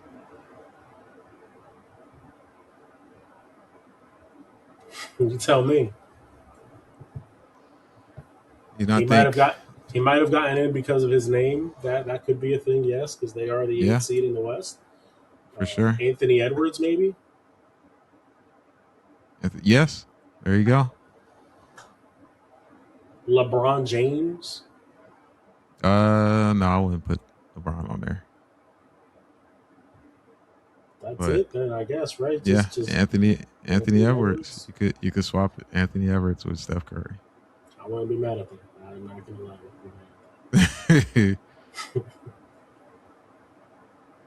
Yeah. but So I can't be upset with that take. but yeah, it's so I don't know what the plan is, what they're gonna do, because Apparently, it's supposed to be USA versus the world. but it's like, who on the USA? There's no, you don't have any centers in the USA. Oh, that's why I said in the group chat. I was like, bro, like the USA is cooked, like Like, make it make sense. You've got Joker and because you Wemby. got 5 Americans and 5 Europeans on here, but like Giannis alone with Wemby and Jokic and Luka and Joker. Shea is actually insanity. Like they're getting Yeah. every rebound, every block. They still hitting threes Jalen Brown offensively. is the biggest guy on the court right now. Yeah, it's next to impossible. Yeah. So yeah, I don't know. That US versus international. I don't know. Yeah, I think it's just the whole All Star is just cooked. Shout out to Jalen Brown though, making it to another All Star game as a starter. In my opinion, one of the MVPs of the league this year. Obviously, I'm not saying he is the MVP, but happy to see that he's getting a nod. Shout out to Tyrese Maxey for having a phenomenal year. Cade Cunningham, probably if I'm looking, yeah, he has the worst stats of all of the starters here. But obviously, Pistons number one in the Eastern Conference. So shout Yeah, out to him. And then shout out, to the Western Conference. Jokic averaging a triple double. Luka Doncic leading league in scoring. SGA number one in the West, 30 plus yeah. points per game. Victor Wembanyama is obviously the front runner for Defensive Player of the Year. 25 and basically 11 rebounds a game. And then you got Stephen Curry, who I agree. I guess Anthony Edwards could have had the nod over him, but still averaging 27.4 points per game. Um, yeah, I guess I would put Cade in front of him because Cade's averaging 26, but 10 assists. So yeah, Yes, I mean it's a good set of All Stars. It's by the just way, because it just happened. Shout out Jalen Brown, another 30 plus point game. That's my guy, showing he's the number one option. Um, I do want to touch on this real quick. I know we didn't have it in the cards, but I got the alert while we were doing the pod that John Morant got into a altercation on the court. oh no, oh man, Ja. What are we gonna oh do? man. So happy. I'm so happy in our fantasy basketball league that I traded him. We got I Zach you know Levine, and then I capitalized, and I got Brandon Ingram. yeah. Oh yeah, you got rid of him too. Yep. Yeah, Smart man. You smart. Oh yeah, he's on. And I'm playing against him right now. saw the writing Peter on the got wall. him. I did see the Yeah. I writing on look. I had enough, seen enough, heard enough, the wall. and it's been what a third year having jaw or second year having jaw, hmm and this is not the move. You're always hurt. He got suspended for his what he's been saying. Trying to do the Jimmy Butler. I lost my joy in playing basketball. Uh, the efficiency has gone down. His explosiveness gone down. All the stats have gone down just with age and time and bad habits and all that. And now you still trash talking. Clay Thompson. Now you're getting in a altercation. It's too much. And now you're in the trade talks. What's what's gonna happen? Like, where's he gonna go? But no team wants him because they don't want to deal with that.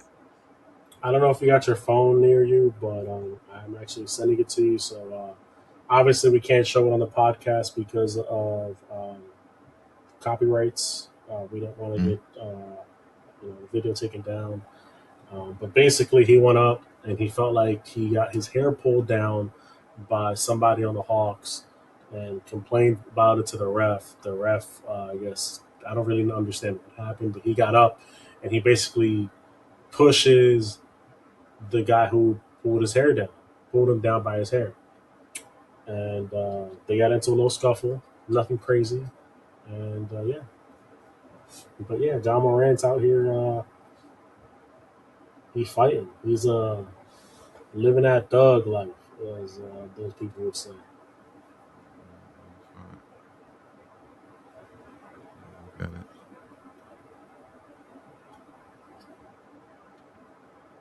Let me pull it up right quick. hmm I don't know. Something with my internet.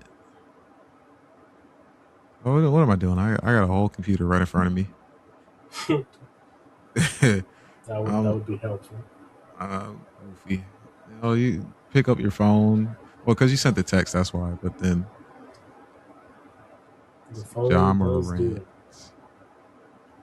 Okay.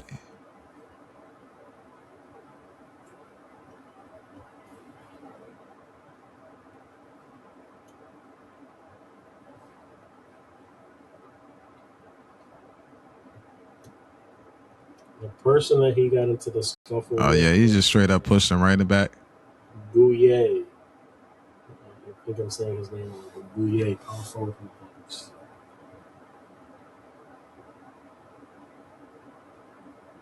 Oh, that was it. He just pushed him.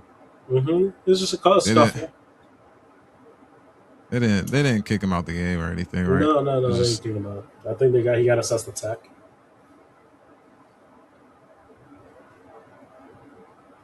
But yeah, yeah. Just ah, had to bring that but one up yeah, because I found it funny. yeah. Where Um, where where would he even go? send him to Chicago. Uh, Send him to Washington.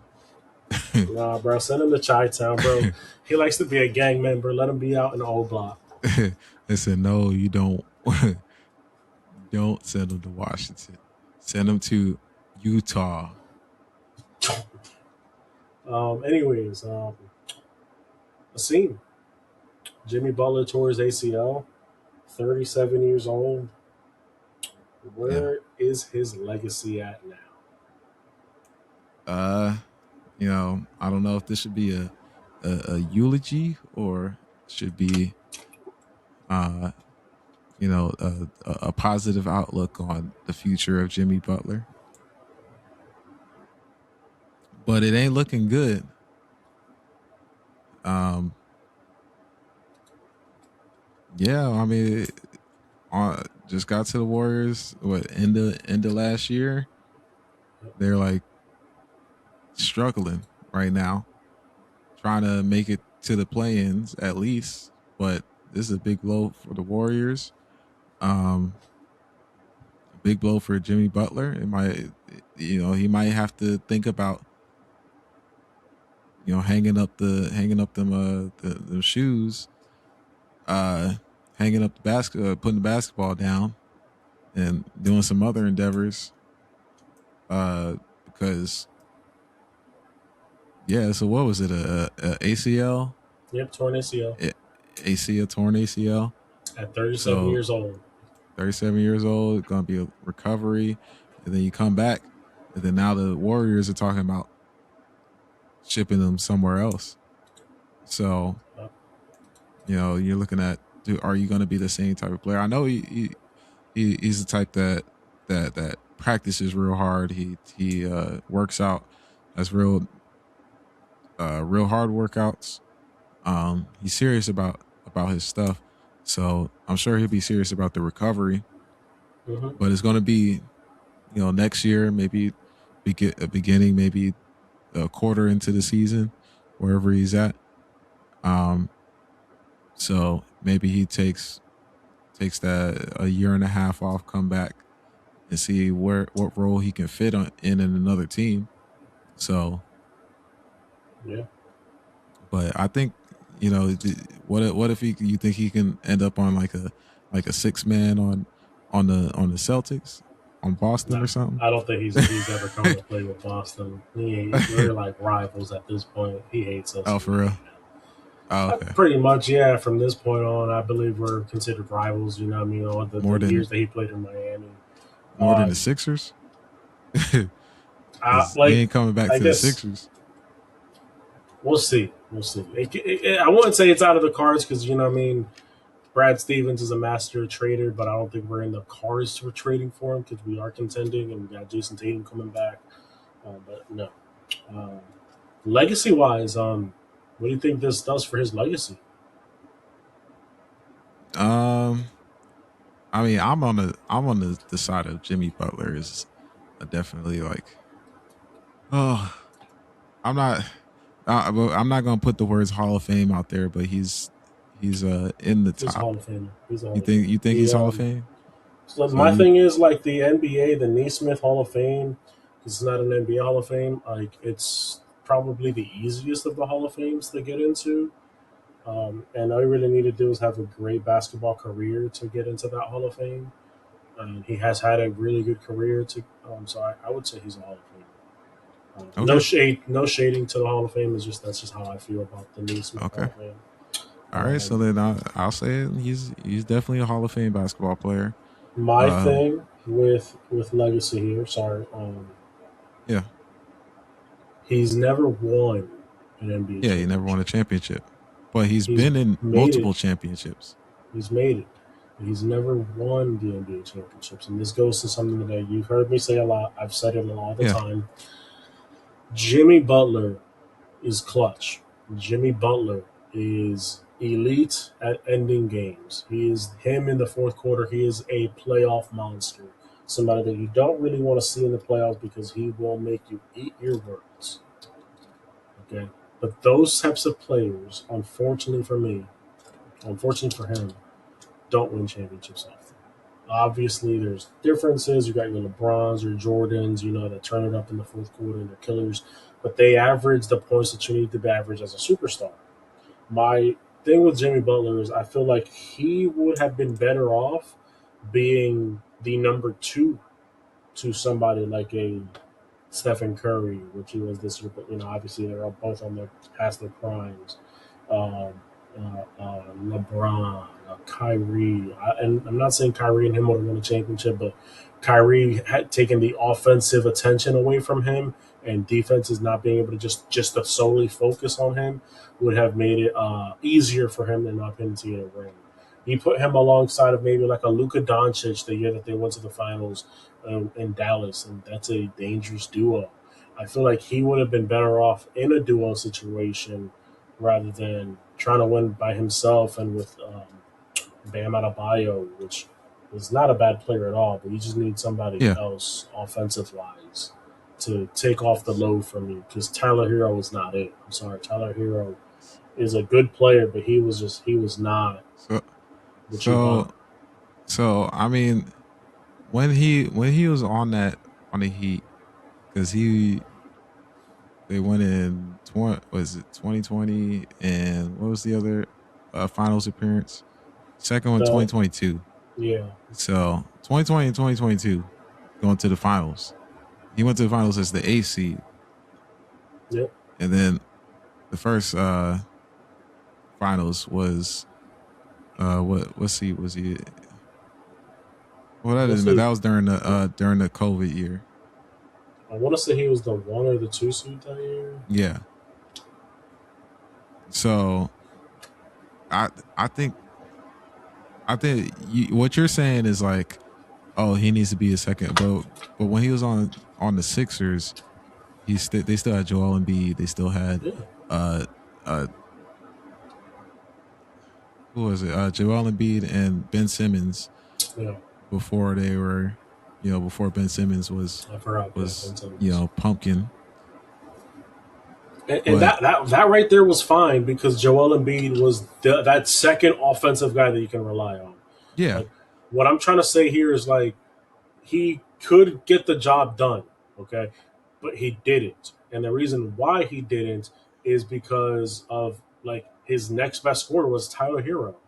yeah. So he needed more help to get to that to win that championship, because the championship team that he was up against just had a better roster.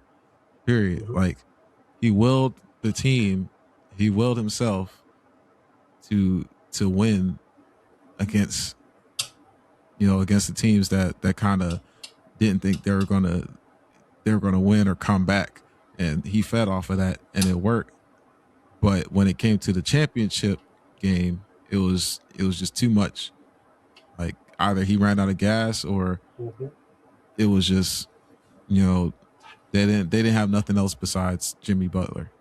So And I just want to say, as a Celtics fan, like I hate Jimmy Butler as a player because he's beaten us so many times in the playoffs, and it's always the Heat that ended up beating us. what Like I that grew into this thing where I don't like the Heat, and I didn't like Jimmy Butler.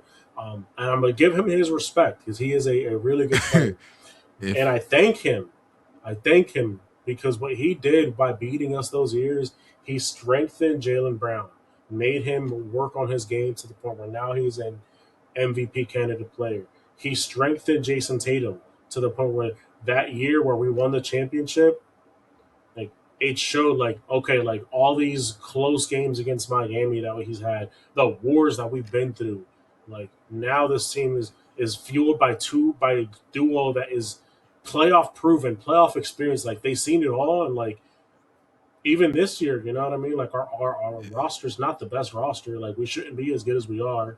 But with Jason Tatum coming back, I have a feeling like we can make a run for it. Like we're really good. Man. I'm not saying that we can win it all. I'm not saying that we're gonna win it all. We can make a run for it, and it's due to the playoff experience that we got from the wars with Jimmy Butler, the wars with Giannis Antetokounmpo. So I'm very thankful for that. He gave us a lot of experience. If I was a Celtics fan, I'll put the sole blame on Al Horford. it, it'd be Al. Once he did that, that was when the series changed. I'll put the Oh yeah, sole blame on Al oh Horford yeah, for oh yeah, for thinking that they had it in the bag. oh yeah. Um, but I mean, he's had. I think the Warriors was the team where uh it was like his last chance to get that ring, and It was just I unfortunate. forgot. Yeah, like Curry got hurt, so and he just couldn't take over like he did in Miami to Hmm. get to the next round, just until Curry got healthy. Yeah, So yeah, and this year he's never going to see that. So I'm saying if he wants a ring, because he's been in 1, 2, 3, 4. This is like what his 12th year. He'll be at 13 years in the league, and what team would, I don't know if it'd be like he wants to go to, or they're willing to his trade contract him, is and the ugly. team willing to take. Yeah, it'd be like somebody would have to be willing to take him, and then they would have to pay him, to have at least some productivity, and maybe the Trailblazers, I got it. maybe I thought what about it and I got it. Okay, I got it. If Giannis doesn't get traded or leave, you okay, think the Bucks? the Bucks could trade for him, assuming he comes back next year. That's a pretty good duo right there, him and Giannis, because the Bucks need somebody else.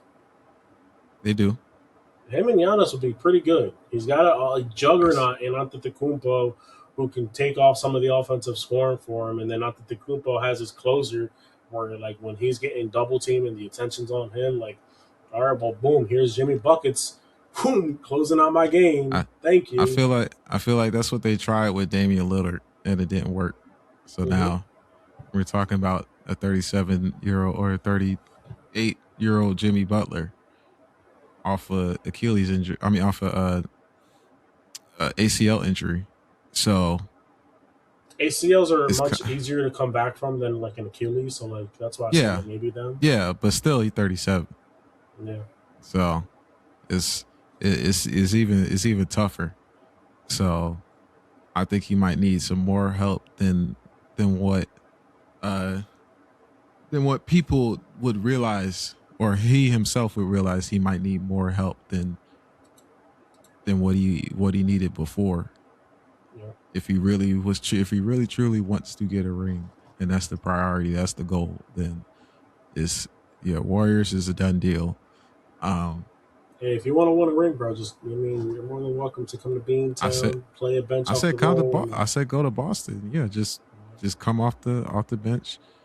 I You don't think know, his pride won't let him do that. yeah, yeah. He wants the hoop. He wants the ball. So, but then he just has to. If you want that ring, nobody at this point. If you ball out and do what KD doing right now, KD around the same age. If you're doing what KD's doing right now, be a good uh KD's starting, but um just at least be one of those players that's like a threat. Yeah. You know, that's a threat to a championship contending team. Then yeah, then you'll have a chance, because he's definitely, Jimmy Butler's always going to be a threat, because before he got hurt, what was his stats looking like? He was what was he yeah, 19 points per game. It's not what you Yeah, want from a superstar player, but I mean, yeah, it's there. yeah, 19 points per game. And he hasn't been, he only played what, like 11 games. Hmm. No, I'm on the wrong stat line. That's wrong.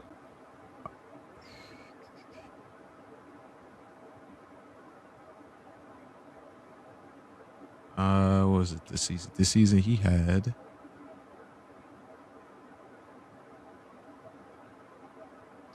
he was at man every oh here we go. 20 points per game. Yeah, 20 points So per you're game. not what you want to see from a superstar player, but yeah. Yeah. It's 20 points per game. But I know he hasn't played like every game this season. So Mhm. Let's move on. Fortunately, we have two topics left, but I don't think we'll be able to do the last topic, so we'll just have to come back and do that topic, okay. which I'm okay with. Mm-hmm. Um, UFC 324, the first card on Paramount Plus. Have Paramount Main Plus. event: Justin Gaethje versus Paddy the Baddy Pimblett. Aseem, what is your opinion on this main event here? You got the Yeah, highlights or do you got the baddie? I'm gonna go with it's been a minute, but from what I recall, I mean they both had the juice, but I'm gonna go with Patty. Okay. Yeah, I think Paddy can also get it done. Justin Gaethje's older now, but I mean Justin Gaethje's still a monster, so this Yeah, fight can go either way. The number yeah, four ranked versus the number five ranked fighters. Um, yeah, I want to say Paddy wins this fight, but I wouldn't be surprised like if Gaethje finishes him. The yeah. leg kicks are going to be a lot to come by. I just think that the submission game and grappling game from Paddy to Paddy is going So to you be. think it's gonna be submission or Yeah, knockout? I can see Paddy winning by submission here. Okay. By the way, guys, this card is absolutely stacked. I just want to give you guys a quick rundown on the card because I'm looking at it here. It is The first absolutely Paramount stacked. Plus. They did their things with it, and I love the UFC because their cards are chef's kiss. You know, like the creme de la creme. They always Yeah. do this with their big They, cards here. Thankfully, we don't have to pay per view prices anymore. Nope, nope. And You can watch it comfortably. for all my military out there, Paramount Plus has a military discount as well. So yeah, we're paying far less now than what you are regular price. Yeah. Um, and Um, they got some good deals for like a whole year as well. so yeah, let me run through this card real quick. We got the early prelims: Adam Fuggett versus Ty Miller, uh, Ricky Tercios, UFC The Ultimate Fighter winner a couple years ago, underdog Okay, against Cameron Smotherman. That's actually his name, Smotherman. Um, Smotherman. yeah. Uh, Denzel He looks Freeman like versus Josh Hawkett. Um, yeah, Cameron Smotherman looks like one of those default yeah, characters.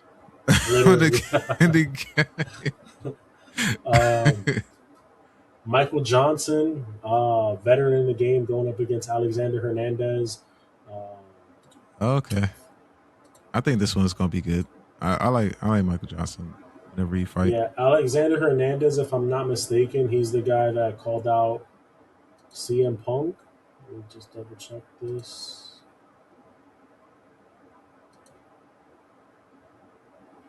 Great Trying to ape look at because I this. knew that I knew he looked familiar. No, no, that's not him. Never mind.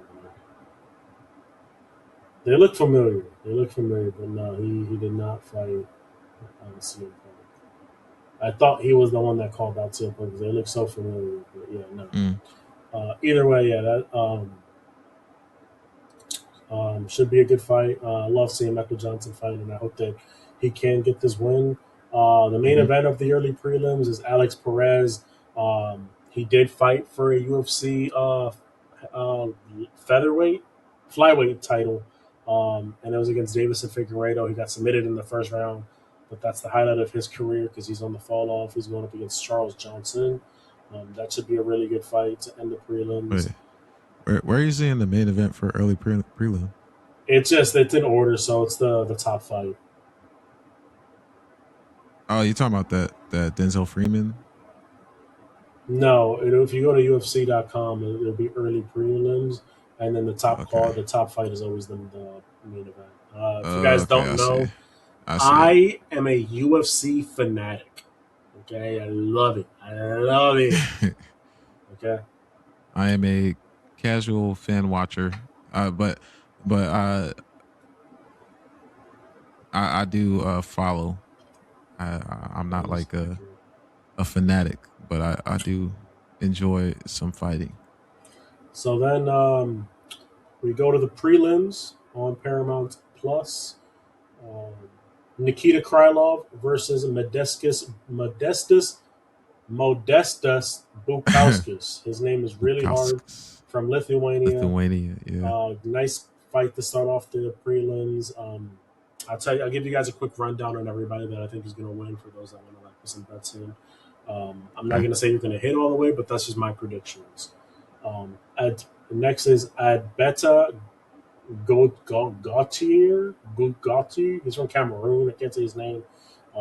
Against Andre Polayev. Either way, just know he's gonna get knocked. Pulayev, Yes, he's gonna get knocked out. That Pulayev. guy, he's gonna get annihilated, Pulav. sent Oh to the yeah, 100. shadow realm. percent Yeah, if I recall correctly, I did. I think I did see Gutier fight before, and it was pretty just like absolute dominant Yes. from what I recall. And yeah, I Um, 100% agree with you. Main But I events of the mean, prelims. I'm yeah, sorry. no. I had it wrong.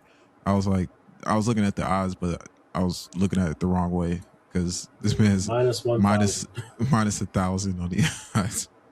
Knocked out everybody he's faced in the UFC. Yeah, no, he's gonna get another murder charge on him. He's killing this man by knockout. Main event of the prelims. Number two ranked Umar Nurmagomedov of the bantamweight division going up against number six ranked Davison Figueiredo, the former flyweight champion. Mm. Minus 1,400 for Umar. I do think Umar dominates Figueiredo as well. I just think the size difference plays a factor in here. Flyweights generally are smaller. He's moving up to bantamweight because the cut was getting too much for him, and I just Umar is on his path to getting another title shot. So It's got been him winning. 19-1. Yeah, only lost to Marab. So Wow. then we Yeah, go I into the don't main card. even Russia, bro. Yeah, No they're joke. wild. They love fighting, man. That's a thing. We'll go to the main card for this. I'll give you Aseem. I'll ask you for your predictions on each one, and I'll also give you my predictions for this one, and then I'll I run back and give you I'll mine. tell you, the first one I haven't seen either of these people fight. Arnold Allen versus John Silva. It's You know John what? Silva, by the way. He's Brazilian. I know it says Gene, but John Silva. I think I might have seen Arnold Allen. Maybe Oh, you definitely seen sounds Arnold Allen. familiar. Yeah, featherweight bout. If you guys want my prediction, this fight can go either way. I'm gonna take Arnold Allen as an underdog here. Okay. I like his grappling game better than John Silva's. If John Silva were to win, it'd be by finish. And I just think Arnold Allen is really technically sound to not be finished. Okay. Yeah, I'm gonna definitely look at his previous fight. Then I'm gonna check out Mhm. Arnold Allen Obviously, Asim and John Silver. doesn't know them, so he doesn't want to give a prediction there, which is fine. Moving Okay. on, women's flyweight bout. We got number two ranked Natalia Silva versus number six ranked the former champion, two-time champion Rose Namajunas. Um, another one. I don't think I've seen much of Natalia Silva fight. No, she's Yeah, I seen Rose fight, but she's been like up and down. Natalia's pretty good. She's a consistent fighter. Um, she just beat Alexi Grasso. Her last one was against Jessica Andrade. Like she has key wins here. She's been hunting out the names. So Okay. So she on a hot streak. yeah, undefeated in the UFC as well. Let me take a look Oh, at for real? So Oh, so the 1985, 19, the five 19 losses and 5. were And like non what's it called? Like the non-professional ones, non-UFC fights yep, basically. were the losses. Okay. Hmm. So, all right, I'll check out. I'll do my research on Natalia Silva and see. Or you know what? Oh, Let's do this. If I'm going this way, we're going. The Silvas are going to win. okay. You know, they might. I don't know if they're related or not, but Very not. they just got the lot. Just the same thing as That's a Nurmagomedov. Brazilian thing, yeah. No, It's just like the Umar Russian. is related to Khabib. He is his little brother. Oh, okay, okay, all Yes, yes. right. Moving on. Put it on for my people. The Dominican Republic, number 5 ranked Waldo Cortez Acosta versus number 8 ranked the Black Beast Derek Lewis. Yeah, you already know my pick. I'm picking Derek Lewis, I got but Waldo Cortez Acosta by finish. yeah, but you know, it can go either way with Derek Lewis. I just think Waldo's more technically sound, younger, hungrier, and we're going to see Derek Yeah, Lewis get knocked out again. Co-main events, obviously, guys. The original co-main event was just Amanda Nunes versus Kayla Harrison. Kayla Harrison got neck surgery, so she is out. She had to pull out. So speedy recovery to Kayla Harrison. We hate to see injuries like that happen, so we hope to see that yeah. fight get booked soon when she's healthy. So co-main event, number 3 ranked in the bantamweight division, Sean O'Malley. The Sugar Show is back against number 5 ranked Song Yadong. We're just gonna hope that this is not the fall off of O'Malley. So, Let's hope not. He's trying to get but another title shot, work his way back in. did he change anything as far as like preparation?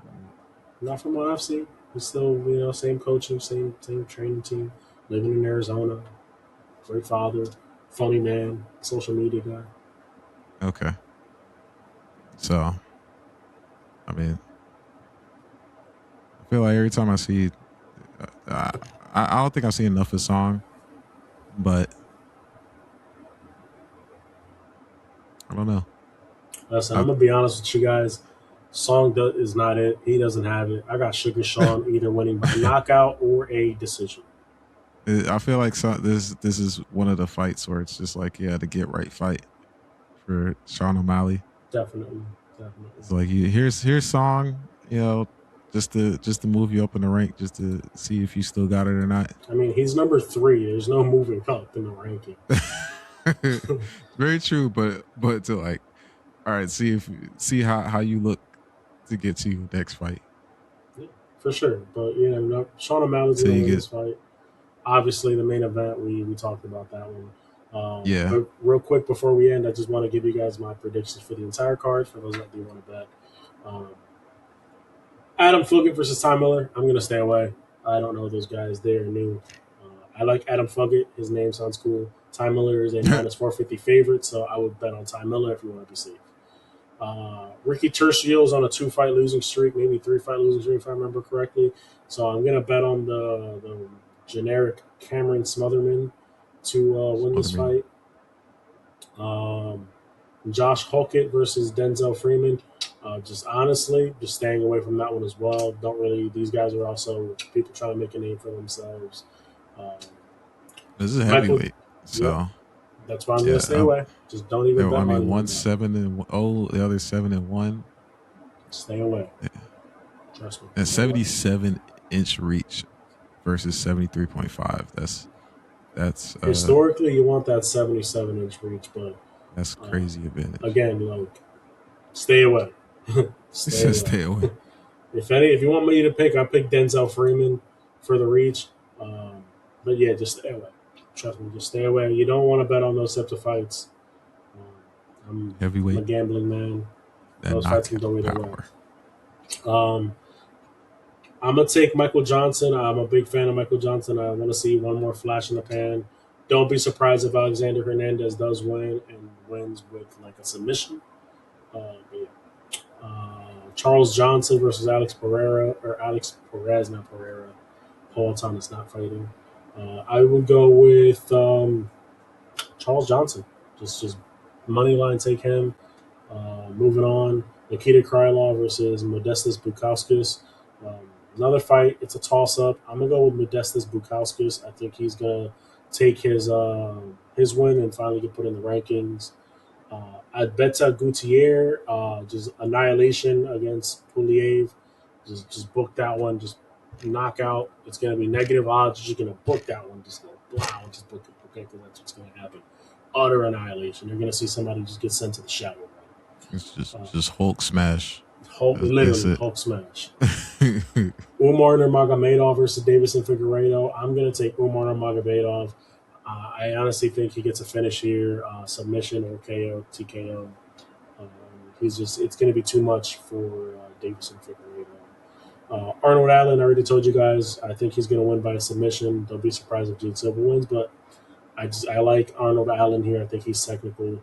Natalia Silva, I think she keeps hunting out these names, and she beats Rose Namajunas. Waldo Cortez Acosta finishes Derek Lewis. That's how I feel. Obviously, it seems going to ride with the Black Beast. No shade on that. Sugar Sean, he's just that this fight's made for him. And then Patty the Batty submission. So that's what we got for you guys. But like I said, What you got? Aseem, do you want to say anything before we let them go? Yeah, it's gonna be a good weekend. You know, action packed. Got football, UFC, got NBA, basketball. Yep. Yeah, no more college football, but we can focus on the other stuff now. And then we'll talk about music, and then probably sometime this week. I'll shoot for like Friday or Saturday. Friday we can night. do a music pod. We could do a little quick new music Friday. Yeah, new music Friday is the thing we want to do. We're just at 2 hours and 7 minutes in, and I know space was a issue for us trying to get it earlier, so we're just gonna figure that one out. And then, time for bed. Time for bed for me is 11. Not for me. It's only about to be 8 o'clock West Coast life. Anyways, guys, much love. Thank you for joining us. God bless. Yes. We'll see you next week. We'll see you Friday. Sure. All right, see.